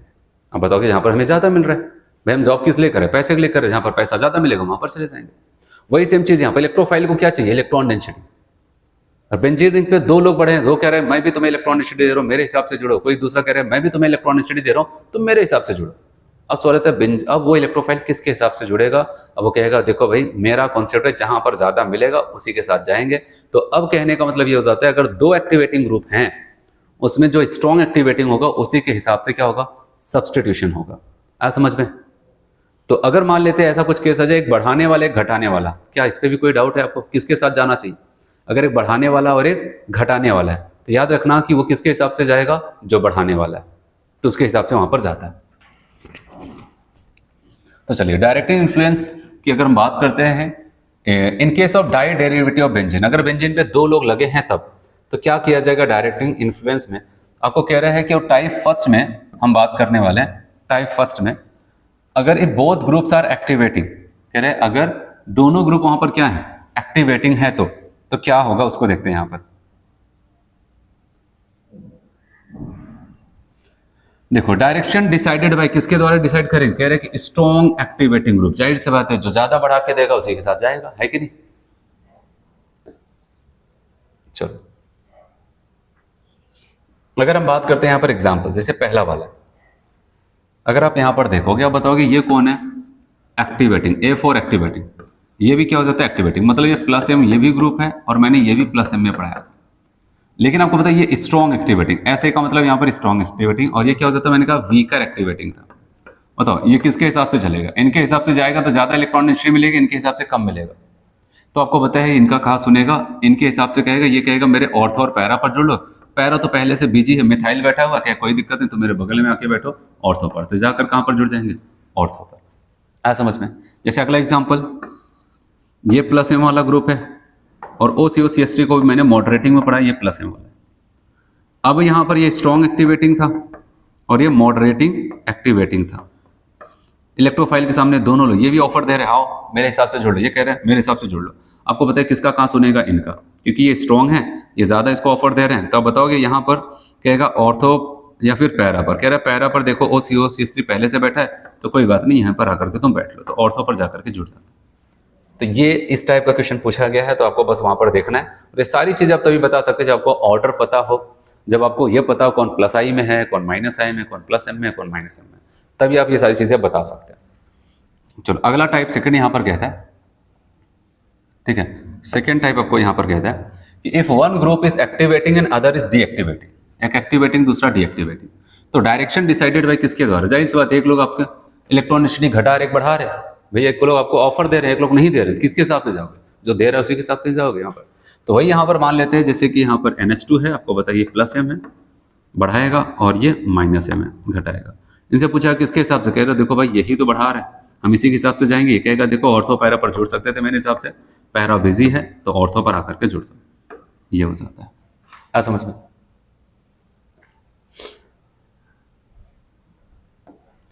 कंपटीशन बिटवीन टू रिंग्स इन कंपाउंड्स।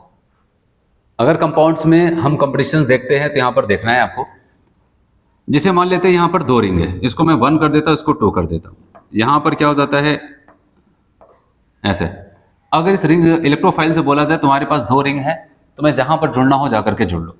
तो याद रखना यहां पर अगर इस रिंग के पास आते हैं तो यहां पर इस वाले रिंग, इसका की एटम ही है, उसके पास क्या है, लोन पेयर, और ये क्या करेगा, रिंग में लोन पेयर को भेजेगा। और इस रिंग का की एटम क्या होगा, कार्बन, और अपने मोर इलेक्ट्रोनेगेटिव से क्या है, मल्टीपल बॉन्ड से जुड़ा है। तो ये क्या करेगा पता है, यहाँ पर माइनस और यहाँ पर प्लस ला करके इसके इलेक्ट्रॉन डेंसिटी को घटा देगा और यहाँ पर बढ़ा देगा। अगर आपने ये सब पढ़ा है तो आपको पता चलेगा कि मैंने कहा था की एटम का कॉन्सेप्ट, ठीक है। ये क्या हो जाता है कि आप देख रहे हैं, अगर की एटम मोर इलेक्ट्रोनेगेटिव एटम से मल्टीपल बॉन्ड से जुड़ा है तो वो क्या कर जाता था, -m-r ग्रुप बनता था, वो इलेक्ट्रॉन डेंसिटी को घटाता था ऑर्थो पैरा पर। अगर की एटम के पास लोन पेयर फिर नेगेटिव चार्ज है, वो क्या करता था, वहां पर इलेक्ट्रॉन डेंसिटी को बढ़ाता था ऑर्थो पैरा पर। तो आपको बताया इनको क्या चाहिए, जहां पर इलेक्ट्रॉन डेंसिटी बढ़ेगा, तो इसलिए कहां पर जाएंगे, रिंग नंबर 2 पे जाएंगे और वहीं पर जाकर के जुड़ेंगे।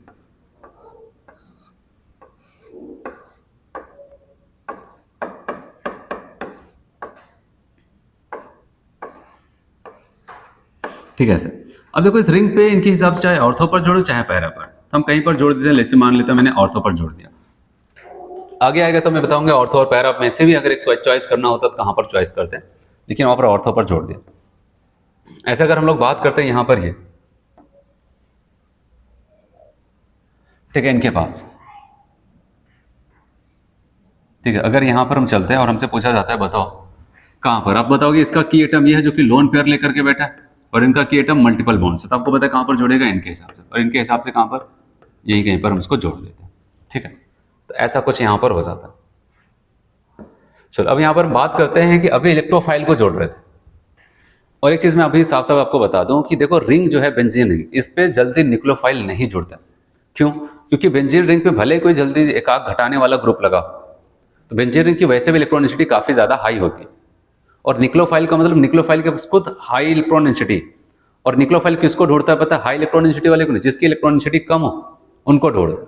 लेकिन तब भी अगर कभी हमें बेंजीन रिंग लगा हो, उसके ऊपर कुछ ग्रुप्स लगे हो, तब भी पूछ ले बताओ निक्लोफिलिक सब्स्टिट्यूशन का ऑर्डर क्या होगा, मतलब ये निक्लोफाइल आए किसी को हटाए खुद जुड़ जाए, ऐसा ऑर्डर कब आपको देखने को मिलेगा, और कहां पर ज्यादा कहां पर कम। तो याद रखना निक्लोफाइल ढूंढता है जितना ज्यादा इलेक्ट्रॉन डेंसिटी कम होगा उतना अच्छा निक्लोफिलिक सब्स्टिट्यूशन होगा, और जितना ज्यादा इलेक्ट्रॉन डेंसिटी ज्यादा होगा उतना अच्छा इलेक्ट्रोफिलिक सब्स्टिट्यूशन होगा। तो इसलिए निक्लोफिलिक सब्स्टिट्यूशन अगर रिंग के ऊपर कराते हैं तो हम ये चाहेंगे वो इलेक्ट्रॉन डेंसिटी के इनवर्सली होगा, लेकिन इलेक्ट्रोफिलिक सब्स्टिट्यूशन वो डायरेक्टली हो जाता था, ये इनवर्सली हो जाता है। तो इसलिए आपको यहाँ पर ध्यान देना है कि मेन की पॉइंट्स पे आपको फोकस करना है, उसके हिसाब से हम यहाँ पर देखेंगे कॉन्सेप्ट। एरोमेटिक निक्लोफिलिक सब्स्टिट्यूशंस की बात करते हैं, कह रहा poor the electron density in ring, जितना कम इलेक्ट्रॉन डेंसिटी होगा greater is the reactivity towards aromatic nucleophilic substitutions. अब निक्लोफिलिक सब्स्टिट्यूशंस के लिए यहाँ पर देखा गया तो कह रहे मुझे इलेक्ट्रॉन डेंसिटी से नफरत है, क्योंकि मेरे पास खुद इलेक्ट्रॉन डेंसिटी, मैं तो किसी गरीब को ढूंढ रहा हूँ, इसलिए इलेक्ट्रॉन डेंसिटी की क्या जाता है, वो इनवर्सली प्रोपोर्शनल होगा। तो इलेक्ट्रॉन डेंसिटी को कौन घटाता है आपको पता है, -i और -m। बढ़ाता कौन है, +i और +m। इसलिए याद रखना जो रिएक्टिविटी टुवर्ड्स SN है निक्लोफिलिक सब्स्टिट्यूशंस को अगर मिला जुला के बोले तो हम ये कहेंगे -i और -m के सपोर्ट से अच्छा होना चाहेगा, लेकिन प्लस एम वाले क्या कर देंगे, इसको घटा देंगे, क्योंकि ये चाहता है इलेक्ट्रॉनिसिटी घटे, और घटाने के लिए कौन आएंगे, ये माइनस वाले, और बढ़ाने के लिए आते हैं प्लस, इसलिए माइनस वाले के डायरेक्टली और प्लस वाले के इनवर्सली हो जाता है। इसलिए बताया गया reactivity towards SN nucleophilic substitutions, number of deactivating group present on ring. Ring पे जितना ज्यादा डीएक्टिवेटिंग ग्रुप होंगे उतना अच्छा न्यूक्लियोफिलिक सब्स्टिट्यूशंस होगा। जैसे यहां पर order of reactivity nucleophilic substitution, या फिर इनकी बात करते हैं। देखो डीए का जो मतलब यहां पर लगा है डीएक्टिवेटिंग ग्रुप, जितना ज्यादा डीएक्टिवेटिंग ग्रुप होगा उतना अच्छा न्यूक्लियोफिलिक सब्स्टिट्यूशन। यहां पर 2 लगे थे, यहां पर 1 लगा, यहां पर 1 भी नहीं, यहां पर एक्टिवेटिंग आ गया। तो ऐसा अगर हमसे पूछा जाए एसएन का ऑर्डर क्या होगा, तो यहां पर 2 वाले डीएक्टिवेटिंग, फिर 1 वाला, फिर कोई नहीं, फिर एक एक्टिवेटिंग। चलो एक क्वेश्चन पूछा गया बहुत पहले नीट में, उसको देखते हैं। पूछा गया which of the following compound indicate SN reaction, nucleophilic substitution reactions कहां पर सबसे अच्छा होगा। तो आपको बताइए यहां पर ये कौन है, माइनस आई, ये माइनस है, ये कौन है माइनस आई, जबकि ये प्लस है। यहां पर माइनस आई, जबकि दूसरा आपको पता है OCH3 है, ये प्लस है, माइनस आई। बताओ जितना ज्यादा माइनस वाले लगे होंगे उतना अच्छा न्यूक्लियोफिलिक सब्स्टिट्यूशन होगा, और सबसे ज्यादा माइनस कहां पर लगा है, इसमें 2 लगे थे। ठीक है, तो ये चीजें हो जाती हैं यहाँ पर। चलो एक टॉपिक और बचता है, उसको भी हम लोग यहाँ पर फिनिश करते हैं। ठीक है, यहाँ पर हम बात करने वाले एरोमेटिसिटी।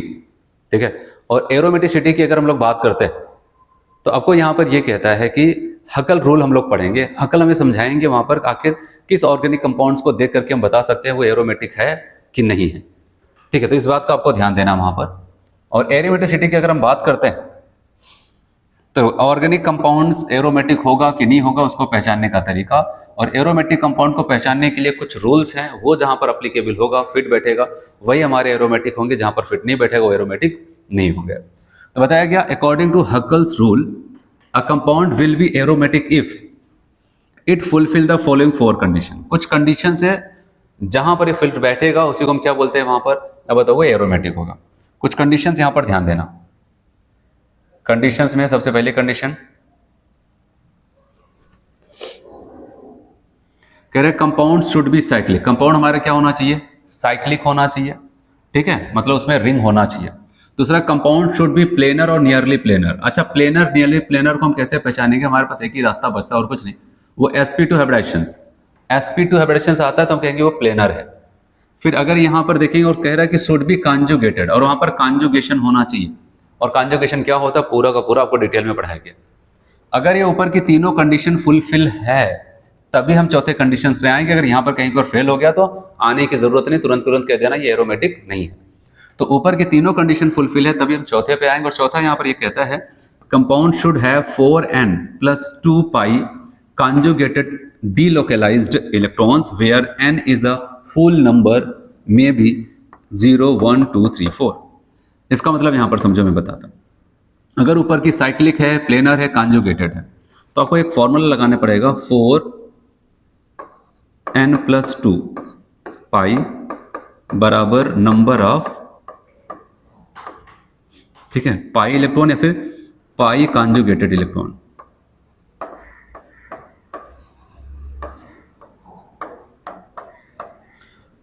आपको क्या करना है वहां पर, इस बात का ध्यान देना। 4n+2 पाई, फिर जितने भी इलेक्ट्रॉन कॉन्जुगेशन में है, रेजोनेंस में घूम रहे हैं, चाहे वो पाई बॉन्ड के हो या फिर कोई नेगेटिव चार्ज है। नेगेटिव चार्ज का मतलब भी 2 इलेक्ट्रॉन होता है। अगर कोई लोन पेयर है वो भी 2 इलेक्ट्रॉन है। अगर घूम रहे हैं उन सभी इलेक्ट्रॉन के नंबर को काउंट करके यहाँ पर रखना।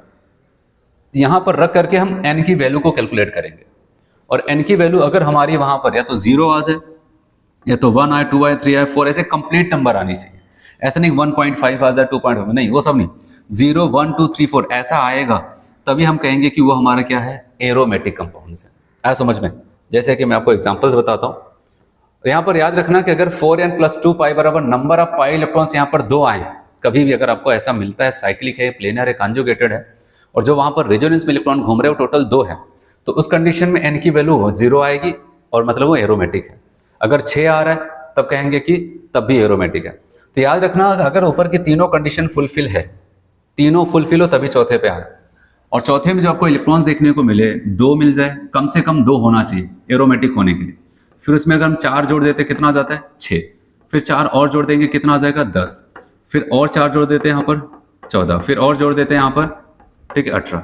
तो 2 से स्टार्ट करना है कि एरोमेटिक कंपाउंड्स बनना है तो कम से कम उसके पास 2, ऊपर के तीनों कंडीशंस के बाद कम से कम 2 इलेक्ट्रॉन्स हो, और इलेक्ट्रॉन इस क्रम में होना चाहिए, 2 हो, अगर इसके अलावा कुछ हो तो 6 हो, फिर 10 हो, 14 हो, 18, तभी जाकर के इसकी वैल्यू n की वैल्यू 0 1 2 3 4 ऐसे कंप्लीट नंबर मिलेगा। इनके बीच का अगर कुछ उठा लिया तो कभी भी आपको कंप्लीट नंबर नहीं मिलने वाला, वो एरोमेटिक नहीं होगा। चलो यहाँ पर और एक कॉन्सेप्ट और आपको कहता है, अगर बाई चांस आप देख रहे कोई नेगेटिव चार्ज है, वो भी कॉन्जुगेशन में घूम रहा है, देखो पाई इलेक्ट्रॉन का आपको पता है, एक पाई बॉन्ड का मतलब 2 इलेक्ट्रॉन्स, अगर कोई नेगेटिव चार्ज भी जा रहा है तो मैंने कहा था कि नेगेटिव चार्ज को एक लोन पेयर की तरह आप देखना, उसके पास भी 2 इलेक्ट्रॉन होता है। अगर नेगेटिव चार्ज और लोन पेयर इलेक्ट्रॉन्स कॉन्जुगेशन में जा रहा है, उसको भी 2 पाई इलेक्ट्रॉन की तरह गिना जाएगा, ठीक है। तो वही आपको यहां पर बताने जा रहा है, इफ नेगेटिव चार्ज और lone pair take part in conjugation, never consider in hybridization, कभी भी उसको हाइब्रिडेशन में कंसीडर नहीं करेंगे। तो ये तो मैंने आपको बताया था, हाइब्रिडेशन में नहीं कंसीडर करेंगे, लेकिन कहां पर उसको पाई इलेक्ट्रॉन में कंसीडर करेंगे। इफ नेगेटिव चार्ज और lone pair take part conjugation, consider as 2 pi electron, उसको 2 पाई इलेक्ट्रॉन की तरह गिना जाएगा। अभी मैं आपको प्रैक्टिस करता हूं, बताता हूं। यहाँ पर पहले यहाँ पर आते हैं कुछ एग्जाम्पल। सबसे पहले बेंजीन ही लिख दिया गया। पहले बताओ क्या ये बेंजीन साइक्लिक है? हाँ साइक्लिक। कॉन्जुगेटेड है? आप बताओगे हाँ। आप कैसे conjugated? Double single double single double, आप देख रहे हैं कॉन्जुगेटेड है। फिर क्या प्लेनर? किसी भी कार्बन को आप देख लेंगे जो भी रिंग में है, सबके सब आपको sp2 ही मिलने वाले, सबके सब sp2, प्लेनर भी है। यहाँ तक कंफर्म है। अब अगर तीनों फुलफिल है तो चौथे पे आता है। चौथा कहता है 4n+2 पाई बराबर नंबर ऑफ पाई इलेक्ट्रॉन। अब यहाँ पर आप देखेंगे पाई बॉन्ड 3 है, तो पाई इलेक्ट्रॉन टोटल कितने हो जाएंगे? आप बताओगे 6। तो बताओगे 4n+2 पाई बराबर नंबर ऑफ पाई इलेक्ट्रॉन 6 आ जाता है।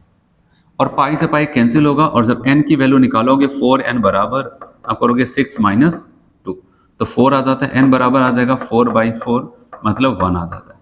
वैसे मैंने कहा पाई इलेक्ट्रॉन के नंबर अगर 2, 6, 10, 14, 18 ऐसा आपको मिलता है, तुरंत समझ लेना वो एरोमेटिक कंपाउंड है। n की वैल्यू एक कंप्लीट नंबर आ रहा है, बताओगे ये एरोमेटिक कंपाउंड है, कंफर्म है। आ समझ में? चलो अगला एग्जांपल देखते हैं। यहाँ पर इनको देखो, सवाल आता है क्या ये एरोमेटिक है? तो आप बताओगे यहाँ पर एक पाई बॉन्ड से ये, पहले तो हम देखते हैं साइक्लिक तो दिख रहा है, कॉन्जुगेशन है। आप बताओगे पाई बॉन्ड, इसके अल्फा कार्बन पे पाई बॉन्ड कॉन्जुगेशन भी है। प्लेनर याद रखना, ये सभी doubly bonded carbon sp2 hybridised होते हैं। यहाँ पर ये से, और यहाँ पर आपको दिख रहा है कि भाई 2 बॉन्ड दिख रहा है, एक नहीं दिख रहा है। एक्चुअली में यहाँ पर एक हाइड्रोजन है, एक और रहा होगा कुछ भी, वो टूट करके यहाँ पर प्लस चार्ज है। टोटल यहाँ पर 1 2 3, अब बताओगे 3 है तो sp2, सबके सब sp2 है, तो मतलब प्लेनर भी कंफर्म है। तो ऊपर की तीनों कंडीशन फुलफिल है। अब पाई इलेक्ट्रॉन कंसीडर करना है। देखना ये तो कॉन्जुगेशन जा, लेकिन प्लस का मतलब इलेक्ट्रॉन नहीं होता है, ठीक है। नेगेटिव चार्ज होता तो उसको भी 2 इलेक्ट्रॉन कंसीडर करते, लोन पेयर होता 2 इलेक्ट्रॉन कंसीडर करते, तो हम कहेंगे बस यही 2 इलेक्ट्रॉन हमारे पाई इलेक्ट्रॉन है जो घूम रहे हैं। तो बताओगे 4n+2 पाई बराबर नंबर 2 पाई, पाई से पाई कैंसिल, और आप अगर देखेंगे 2 इधर जाकर के घटेगा तो 0 हो जाएगा, 0/4 करेंगे तो यहाँ पर n की वैल्यू 0 आ जाए तब भी वो एरोमेटिक है। तो याद रखना ये एरोमेटिक कंपाउंड है। और अगर हम बात करते हैं यहाँ पर, ऐसा आपको दिख रहा है, इसको कहते हैं पायरोल। नाम याद रखना, पूछा जा सकता है। पायरोल की बात करते हैं तो यहाँ पर हम बताएंगे लोन पेयर यहाँ पर है इस नाइट्रोजन के ऊपर।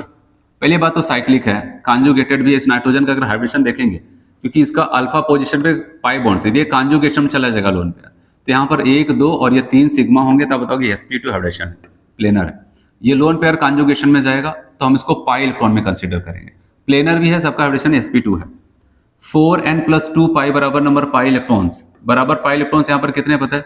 2 2 4 और ये 2, ये भी जा रहे हैं ना यहाँ पर। मैंने कहा अगर लोन पेयर नेगेटिव चार्ज जा रहा है उसको 2 पाई इलेक्ट्रॉन की तरह कंसीडर करेंगे, यहाँ पर कहेंगे 6 पाई। और यहाँ पर 4n+2 पाई बराबर नंबर ऑफ पाई इलेक्ट्रॉन्स, यहाँ पर 6 पाई से पाई कैंसिल, और n की वैल्यू आप कैलकुलेट करोगे तो 1 आ जाता है। बताओ इसका मतलब ये भी एरोमेटिक कंपाउंड है। ऐसा नेक्स्ट यहाँ पर देखते हैं, ठीक है। इनका इसको क्या बोलते हैं यहाँ पर? पीरिडीन कहते हैं। और पीरिडीन की एक खास बात है, इसके पास लोन पेयर है, अल्फा पोजीशन पे पाई बॉन्ड, लेकिन ये कॉन्जुगेशन में नहीं जाता। क्यों? क्योंकि ये नाइट्रोजन खुद पाई बॉन्ड से जुड़ा है, इसलिए इसका हाइब्रिडेशन करेंगे तो 1 2 और 3 ये sp2 आ जाता है। साइक्लिक भी है, कॉन्जुगेटेड भी, प्लेनर भी है। लेकिन अब यहाँ पर जब हमसे पूछा जाए पाई इलेक्ट्रॉन, याद रखना यहाँ पर पाई इलेक्ट्रॉन यहाँ पर 2 2 4 2 6 ये नहीं जाएगा, तो लेकिन यहाँ पर इसके अलावा 6 है, यहाँ पर कॉन्जुगेशन हो रहा है, तो बताओगे यहाँ पर भी 6 आया तो आप कैलकुलेट करेंगे तो 1 आ जाता है। तो ऐसा कुछ यहाँ पर होता है। ऐसा फ्यूरॉन में भी देखेंगे तो आप बताओगे यहाँ पर टोटल साइक्लिक है, प्लेनर है, कॉन्जुगेटेड है, तो 4n + 2 पाई बराबर पाई इलेक्ट्रॉन आपको 2 2 4 ये भी है। अच्छा एक चीज यहाँ पर ध्यान देना, इस ऑक्सीजन के पास 2 लोन पेयर इलेक्ट्रॉन है। कितने यहाँ पर 2 लोन पेयर इलेक्ट्रॉन है इस ऑक्सीजन के पास। ठीक है, कहता है ऑक्सीजन के पास क्या हो जाता है, यहाँ पर 2 लोन पेयर इलेक्ट्रॉन है, यहाँ पर 2 और यहाँ पर ऐसे। लेकिन सवाल आता है क्या दोनों जाएंगे वहां पर कॉन्जुगेशन में? आप बताओगे दोनों नहीं जाते, केवल एक जाएगा, इसलिए 2 2 4 2 6। अगर एक से ज्यादा लोन पेयर प्रेजेंट, केवल एक लोन पेयर ही कॉन्जुगेशन में जाता है और जाएगा तो टोटल 6। आप बताओगे यहाँ पर भी हो जाएगा। ठीक है, ऐसा कुछ यहाँ पर होता है। ऐसे थायोफिन, ठीक है, फ्यूरेन की तरह थायोफिन भी यहाँ पर हो सकता है। चलो अगर मैं यहाँ पर एक और एग्जाम्पल आपको दूं,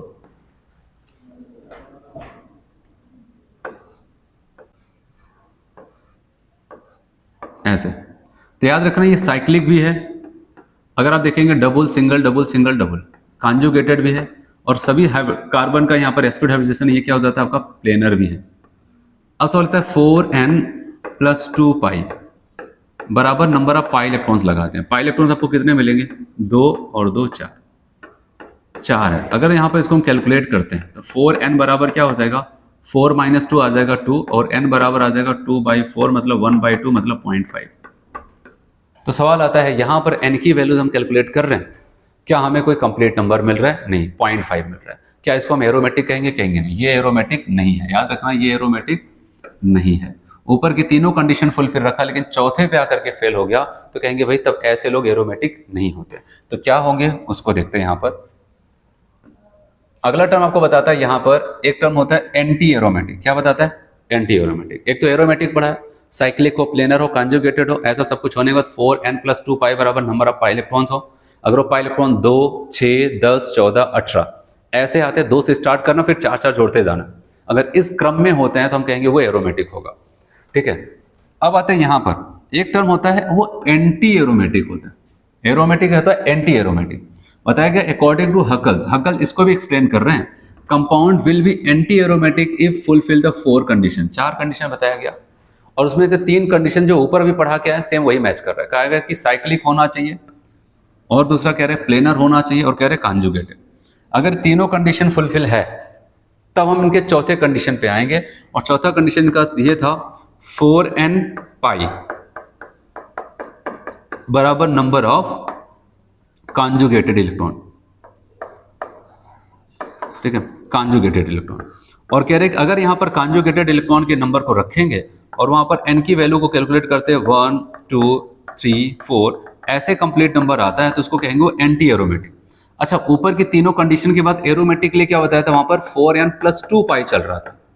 ठीक है, 4n + 2 पाई के लिए यहां पर पाई इलेक्ट्रॉन्स रखते थे, और n की वैल्यू तब अगर 0 1 2 3 ऐसे कंप्लीट आता था तब उसको एरोमेटिक, और अगर इसको फॉलो कर रहे हैं तो उसको एंटी एरोमेटिक कहते हैं। लेकिन एक चीज याद रखना, अब हमारे पास इतना टाइम नहीं रहता है कि वहां पर हो सकता है कि चौथे पे फेल हो जाए। याद रखना एक बात मैं आपको यहां पर बता रहा हूं, कभी अगर स्टेटमेंट आए तो इस बात को ध्यान देना, एंटी एरोमेटिक के लिए।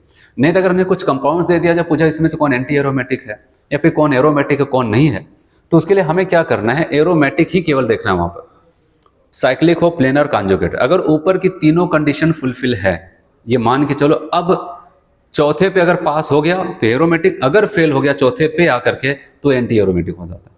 ठीक है, तो इसीलिए हमें क्या करना है वहां पर, क्या ऐसा नहीं कि इस पे फेल हुआ तो हमने कहा चलो इस पे लगा करके देखें। अगर वो स्टेटमेंट में देखता है कि एंटी एरोमेटिक के लिए क्या स्टेटमेंट है, तब हमें ये स्टेटमेंट देखना पड़ेगा। नहीं तो तीनों कंडीशन फुलफिल हुई, चौथे पे अगर पास हो गया चौथे पे तो एरोमेटिक, अगर उस पर फेल हुआ, कंप्लीट नंबर नहीं आया, जैसे अभी ऊपर मैंने बताया 0.5 आ रहा था, चौथे पे आकर के फेल हुआ तो अब बताओ कि इसका मतलब वो एंटी एरोमेटिक है। तो यही आपको ध्यान देना है। तो चलो इसको पढ़ते हैं।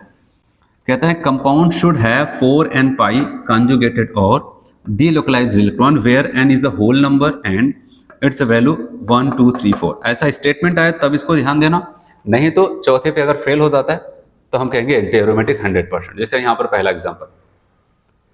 ठीक है, ये तो इन सबको 4n पाई के हिसाब से देखा गया, लेकिन याद रखना कि आप ऐसा अगर तीनों कंडीशन फुलफिल है, अगर आप यहाँ पर, क्योंकि आप पहले ही फॉर्मूले के साथ चलेंगे, यहाँ पर 4n + 2 pi number of pi electron कितना बताएंगे, यहाँ पर 4, और 4 आएगा तो पाई से पाई कैंसिल, तो 4n बराबर क्या हो जाएगा, 4 - 2 यहाँ पर आ जाएगा 2, और n बराबर आपका 0.5 मतलब एरोमेटिक वाली चौथी कंडीशन फेल हो गया, इसका मतलब आप तुरंत बता दोगे एंटी एरोमेटिक है। हाँ, अगर 4 एंड पाई वाला फॉर्मूला एंटी एरोमेटिक वाला लगता है तो आपको कंप्लीट नंबर मिलता है। इसलिए अगर चौथे पे फेल हो रहा है तब बताओगे वो एंटी एरोमेटिक हो जाता है। और या फिर ऐसे भी हम लोग ऐसा कह सकते हैं यहाँ पर इलेक्ट्रॉन के नंबर, ठीक है, जैसे कि यहाँ पर वहां पर मैंने क्या बताया था आपको, 2 हो 6 हो 10 हो ऐसा देखे तो आप बताओगे वो क्या हो जाता है 4 4, 2 से स्टार्ट करे 4 4 बढ़ता जाए तो कहेंगे ये एरोमेटिक है। और अगर आपको 4 फिर 4 8 12 ऐसे 4 4 के क्रम में बढ़ता हुआ दिख रहा है, अब तुरंत कहना ये एंटी एरोमेटिक होगा। जैसे यहाँ पर टोटल इलेक्ट्रॉन कितना हो गया 4, साइक्लिक कॉन्जुगेटेड प्लेनर 4 है तो आपको पता है उस वाले फॉर्मूले में फिट नहीं बैठेगा, वहां पर इनकम्प्लीट नंबर देगा 0.5, या फिर ये वाला फॉर्मूला लगाएंगे इनका तो 1 आएगा। ऐसे इसमें अगर बात करते देखो, अगर प्लस चार्ज था, प्लस चार्ज आता है तो पाई इलेक्ट्रॉन 2 होते हैं, ये माइनस चार्ज रख रहा है और माइनस चार्ज का मतलब आपको पता है यहाँ पर इनको भी 2 इलेक्ट्रॉन की तरह कंसिडर करते हैं, तो 2 2 4 इलेक्ट्रॉन आया मतलब एंटी एरोमेटिक, ठीक है। या फिर यहाँ पर जो मैंने आपको पूरा लिख के बताया, यहाँ पर जो लिखा है वो एंटी एरोमेटिक का सही वाला फॉर्मूला लिख करके उससे सॉल्व किया गया। लेकिन मैंने कहा एरोमेटिक वाले फॉर्मूले पे अगर चौथे फॉर्मूले फेल हो जाता तब भी इसको हम एंटी एरोमेटिक कह देते हैं। अब यहाँ पर हमसे टोटल इलेक्ट्रॉन पूछा कितना, 2 2 4 2 6 और ये भी जा रहा है कॉन्जुगेशन 8, और मैंने कहा 4 8 12 ऐसे आपको मिलता है 16, तो उस क्रम में तो आप बताओगे वो सब के सब एंटी एरोमेटिक हो जाता है, ठीक है। और अगर आपको 2 6 10 14 18 ऐसे मिलता है तो एरोमेटिक। चौथे पे अगर तीसरा तक 3 तक पास हो जाता है साइक्लिक प्लेनर कॉन्जुगेटेड 100% अब तो या तो एरोमेटिक या तो एंटी एरोमेटिक, इसके अलावा कुछ ऑप्शन हो ही नहीं सकते, ठीक। आते हैं यहाँ पर स्टेबिलिटी ऑफ कॉन्जुगेटेड स्पीसीज। अब हमारे पास कई स्पीसीज हैं, ठीक है। मान लेते हैं एक ओपन कॉन्जुगेटेड है और एक साइक्लिक में साथ कॉन्जुगेटेड है, मतलब साइक्लिक साथ कॉन्जुगेटेड मतलब एक एरोमेटिक हो जाए और एक ओपन हो और एक बिना कॉन्जुगेशन के हो। ऐसे अगर कंडीशन है उसमें हम कैसे सेलेक्ट करेंगे, कौन ज्यादा स्टेबल होगा कौन कम स्टेबल होगा, ये टॉपिक हम पढ़ने जा रहे हैं। ऐसा स्टेप बाय स्टेप इसको देखते चलते और समझते चलते। Stability of conjugated species, stability of conjugated compound is more than corresponding non conjugated. एक ऐसी स्पीसीज जहां पर कॉन्जुगेशन पाया जा रहा है और एक ऐसी स्पीसीज जहां पर कॉन्जुगेशन नहीं है, तो कौन ज्यादा स्टेबल होगा, तो आपको कहता है CH2 double bond CH single bond CH double bond CH single bond CH3, ये कॉन्जुगेटेड है, बताओ भाई डबल सिंगल डबल ऐसा है, तब बताओ ये कॉन्जुगेटेड है। और यहाँ पर डबल सिंगल सिंगल तब डबल आया, ये नॉन कॉन्जुगेटेड है। दोनों 2 2 4 5 कार्बन का है, हमसे पूछा है दोनों में किसके साथ जाओगे स्टेबिलिटी के लिए, बताओ कि पहला ज्यादा स्टेबल होगा दूसरे से। क्यों, ये कॉन्जुगेटेड नॉन कॉन्जुगेटेड, एक कॉन्जुगेटेड हमेशा एक नॉन कॉन्जुगेटेड से ज्यादा स्टेबल होता है। क्यों, यहाँ पर कॉन्जुगेशन है तो रेजोनेंस होगा, रेजोनेंस सबकी स्टेबिलिटी को बढ़ाता है। चलो अब अगला बात करते हैं। यहाँ पर कहता है stability of an aromatic compounds is more stable then corresponding non aromatic. एक एरोमेटिक हो और एक नॉन एरोमेटिक है, अगर उन दोनों में से पूछा जाए कौन ज्यादा स्टेबल होगा, हमेशा एरोमेटिक। मैं आपको कहानी बताता हूँ, जैसे हर किसी का सपना होता है मुझे ये बनना है वो बनना है। अब ऐसा मान सकते हैं कि हर ऑर्गेनिक कंपाउंड का एक सपना होता है कि वो क्या बन जाए, पता है, एरोमेटिक कंपाउंड्स बन जाए, क्योंकि ऑर्गेनिक कंपाउंड्स में जो एरोमेटिक कंपाउंड्स होते हैं वो बहुत ज्यादा स्टेबल होते हैं। इसलिए ये भी सोचते हैं कि काश हम एरोमेटिक बन जाए। इसलिए अगर एक एरोमेटिक हो और एक नॉन एरोमेटिक्स हो, अगर इनकी आपस में कंपेरिजन किया जाए तो हमेशा एरोमेटिक वाला ज्यादा स्टेबल हो। अच्छा, एक नॉन एरोमेटिक मैंने टर्म बताया, एक एरोमेटिक, एक एंटी एरोमेटिक और एक नॉन एरोमेटिक। अभी जो मैंने नॉन एरोमेटिक बताई ये किसको कहते हैं, जो चौथे लेवल पे फेल हो वो एंटी, चौथे लेवल पे जो पास हो जाए वो एरोमेटिक। और याद रखना ऊपर की तीनों कंडीशन पे ही अगर कोई कहीं पर फेल हो जाए, चौथे तक आने की नौबत ना हो, ऊपर के तीनों कंडीशन में कहीं पर फेल हो जाए उसको नॉन एरोमेटिक कहते हैं। चौथे तक पहुंच गया तो इतना तो पता है कि अब या तो एरोमेटिक या तो एंटी एरोमेटिक। अगर ऊपर के 3 में फेल हुआ तो नॉन एरोमेटिक। जैसे अब आपको कहता है यहाँ पर 1 2 3 4 5 6 कार्बन का है और ये आप देख रहे कॉन्जुगेटेड स्पीसीज है और 6 कार्बन के यहाँ पर एक एरोमेटिक स्पीसीज है। अगर इन दोनों में से पूछा जाए भाई ये भी तो कॉन्जुगेशन रख रहा है, यहाँ पर कॉन्जुगेशन किसके साथ जाएंगे, क्या बराबर करेंगे, नहीं। अब बताओ कि नहीं भाई ये ज्यादा होगा। क्यों, क्योंकि ये अपने आप को एक एरोमेटिक कंपाउंड्स बना लिया और एरोमेटिक की ज्यादा स्टेबिलिटी होगी एक नॉन एरोमेटिक से। चलो ओवरऑल स्टेबिलिटी की बात करते हैं। यहाँ पर अगर हमारे पास एरोमेटिक भी है, नॉन एरोमेटिक भी और एंटी एरोमेटिक है, तो याद रखना हमेशा एरोमेटिक सबसे ज्यादा स्टेबल है, चौथे लेवल पे भी पास हो गया। और जो चौथे लेवल पे आ करके फेल हो जाते हैं उनकी किस्मत सबसे ज्यादा खराब होती है। चौथे लेवल पे आकर के कौन फेल हुआ, एंटी एरोमेटिक। जो चौथे लेवल पे आकर के फेल हो जाएं, मतलब जो एरोमेटिक बनने के सबसे करीब थे, एक समय आता बेचारे सबसे ज्यादा परेशान वही रहते हैं। तो इसीलिए जो चौथे लेवल पे आकर के फेल होता है उनकी स्टेबिलिटी सबसे कम हो जाती है। और जो चौथे लेवल तक की बात छोड़ो, वहां पर ऊपर के तीनों लेवल पे ही फेल हो गया, वो भी तब भी एंटी एरोमेटिक से ज्यादा स्टेबल होते हैं। इसलिए स्टेबिलिटी का पूरा ओवरऑल ऑर्डर, सबसे पहले कौन? एरोमेटिक, फिर नॉन एरोमेटिक, और सबसे कम कौन हुआ? Anti aromatic. अच्छा, नॉन एरोमेटिक में भी दो क्वालिटी होती है, एक होता है कॉन्जुगेशन के साथ नॉन एरोमेटिक हो, और एक बिना कॉन्जुगेशन के साथ नॉन एरोमेटिक हो। तो अब बताओ कि कॉन्जुगेशन वाला ज्यादा होगा। इसलिए यहां पर याद रखना, ओवरऑल ऑर्डर में आपको बता रहा हूं। Stability series of different compound, सबसे पहले एरोमेटिक कंपाउंड, फिर कॉन्जुगेटेड नॉन एरोमेटिक कंपाउंड्स, फिर उसके बाद non conjugated non aromatic compound. याद रखना, पहले एरोमेटिक है, फिर कौन आ रहा है? Non aromatics. ये भी नॉन एरोमेटिक, लेकिन ये कैसे है? कॉन्जुगेशन के साथ नॉन एरोमेटिक है, ये बिना कॉन्जुगेशन के साथ नॉन एरोमेटिक है। और सबसे खराब किस्मत किसकी? एंटी एरोमेटिक, जो ऐसा लगता था बहुत ज्यादा करीब थे किसके? एरोमेटिक बनने के। तीनों लेवल क्रॉस किए थे, चौथे पे फेल हुए। आज वो सबसे पीछे, जो लड़ाई में थे ही नहीं, वो बीच में। इसलिए एरोमेटिक सबसे ज्यादा, फिर कॉन्जुगेटेड नॉन एरोमेटिक, और नॉन कॉन्जुगेटेड नॉन एरोमेटिक, और सबसे लास्ट में एंटी एरोमेटिक आ जाता है। हाँ, समझ में? चलो, नॉन एरोमेटिक किसको कहते हैं उसके बारे में आपको कहता है यहां पर। नॉन एरोमेटिक क्या होगा? Non aromatic compounds, the first three condition is not fulfil in given compounds consider as a non aromatic. ऊपर के तीनों में फेल हो जाए नॉन एरोमेटिक। जैसे ये कहां पर फेल हुआ? अब बताओगे तो साइक्लिक ही नहीं है, तब बताओगे नॉन एरोमेटिक। ठीक है, यहां पर नॉन एरोमेटिक है, ये तो आपका एरोमेटिक आ जाएगा। ठीक है, यहां पर बॉन्ड्स बन गया, तो बताओगे ये तो एरोमेटिक होगा ना। अगर मैं ऐसे यहां पर लिख देता, ये एरोमेटिक है। अगर मैं यहां पर ऐसे लिख देता, ये आप क्या बताते हैं? यहां पर साइक्लिक तो है, लेकिन कॉन्जुगेशन ऐसा कुछ है? प्लेनर है? नहीं। अब बताओगे इसकी वजह से नॉन एरोमेटिक हो जाता है। ठीक है, यहां पर ये तो आपका एरोमेटिक हो जाएगा। क्या हो जाएगा? एरोमेटिक। ठीक है, ये एरोमेटिक है। क्या हो जाता है यहां पर? ये एरोमेटिक हो जाता है ना। यहां पर सॉरी नहीं, यहां पर अब देखो, यहां पर ये क्या हो जाता है आपका? नॉन एरोमेटिक क्यों हो रहा है? एरोमेटिक नहीं हो, क्योंकि यहां पर ये वाला कार्बन देख रहे हैं, ये वाला कार्बन पे अगर आपको देखा जाए दो बॉन्ड दिख रहा है, दो नहीं दिख रहा है, इसमें दो हाइड्रोजन है, और यहाँ पर इसका हाइब्रिडेशन क्या हो जाएगा? sp3। इसकी वजह से फेल हुआ, प्लेनर नहीं हो पाया। यहाँ पर कॉन्जुगेशन था लेकिन प्लेनर नहीं हो पाया। ये साइक्लिक तो है, लेकिन ना तो पाई बॉन्ड दिख रहा है दूर दूर तक, ना कॉन्जुगेशन दिख रहा है, इसकी वजह से नॉन एरोमेटिक हो जाए। ठीक है, तो ये आपको ध्यान देना। ऊपर की तीनों कंडीशन फेल हो गई, तो आप बताओगे वहां पर तीनों में से किसी में से साइक्लिक, कॉन्जुगेशन, प्लेनर भी किसी में से उठा के रख दोगे कहां पर? आप बताओगे वहां पर नॉन एरोमेटिक। चलो, यहां पर कुछ पूछे हुए क्वेश्चंस, उसकी बात करते हैं।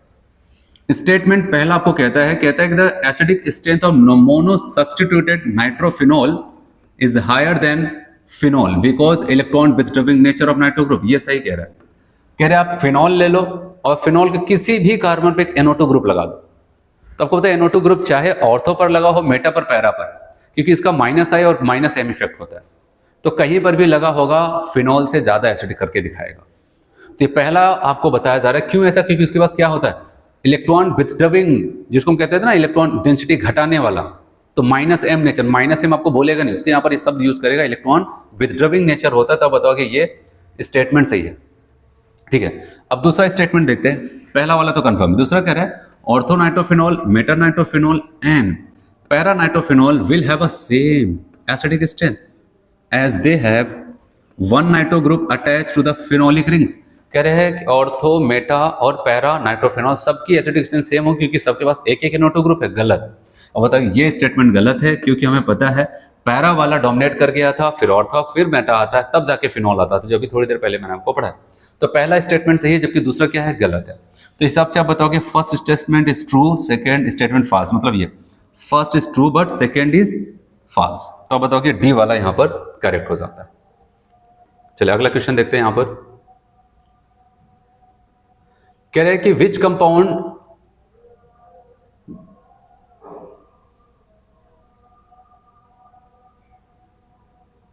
चलो यहां पर देखते हैं इसको। आपसे यहां पर कहता है which compound among the following is not an aromatic. ठीक है, आपसे पूछा है कौन एरोमेटिक यहां पर नहीं है, तो आप बताओगे यहां पर इस वाले को अगर हम देखते हैं, ठीक है, यहां पर अगर इस वाले को हम लोग देखते हैं, यहां पर इनको, तो यहां पर इसके पास आपको दिख रहा है कि यहां पर दो बॉन्ड नहीं दिख रहे। ठीक है, यहां पर ऐसा कुछ है, तो इसका मतलब यहाँ पर आपको बताया sp3 हाइब्रिडेशंस होगा, और sp3 हाइब्रिडेशंस होगा तो इस हिसाब से आप देखेंगे यहाँ पर क्या हो जाता है, ये आपका यहाँ पर क्या हो जाएगा, ठीक है, ये कंपाउंड्स आपका नॉन एरोमेटिक हो जाएगा। ठीक है, एक और क्वेश्चन यहाँ पर बचता है, इसको देखते हैं हम लोग यहाँ पर। ठीक है, आपसे यहाँ पर कहता है कि the most stable carbocation among the following is, सबसे ज्यादा स्टेबल कार्बोकेटायन कौन होगा। और कार्बोकेटायन के लिए मैंने कहा था हाइपर कॉन्जुगेशन, जहां पर आपको सबसे ज्यादा अल्फा एच दिखेगा वो सबसे ज्यादा स्टेबल हो जाएगा। अगर यहाँ पर बात करते हैं तो यहाँ से आपको एक मिलेगा, यहाँ से एक मिल जाता है। ठीक है, तो दो यहाँ से और एक यहाँ पर तीन मिल जाएगा, और यहाँ पर आते हैं तो दो और तीन पांच मिल जाता है, और यहाँ पर आते हैं यहाँ पर आपको केवल एक अल्फा एच मिलेगा क्योंकि तीन बॉन्ड है, एक एच यहाँ पर होगा। ठीक है, ऐसा कुछ होगा। और यहाँ पर आते हैं आपको दिखा ये कार्बोकेटायन है, तीन यहाँ से मिलेगा, दो यहाँ से मिलेगा, दो यहाँ से मिल जाता है, 3 2 5 2 7 सबसे ज्यादा यहाँ पर होगा, हम कहेंगे डी वाला यहाँ पर हो जाता है। ठीक है, तो यहाँ तक आपका रिएक्शन मैकेनिज्म वाला जो चैप्टर है वो जाता है कंप्लीट। ठीक है, नेक्स्ट टर्न पे हम लोग हाइड्रोकार्बन इसको स्टार्ट करते हैं। ठीक है, आज इतना करते हैं, थैंक यू।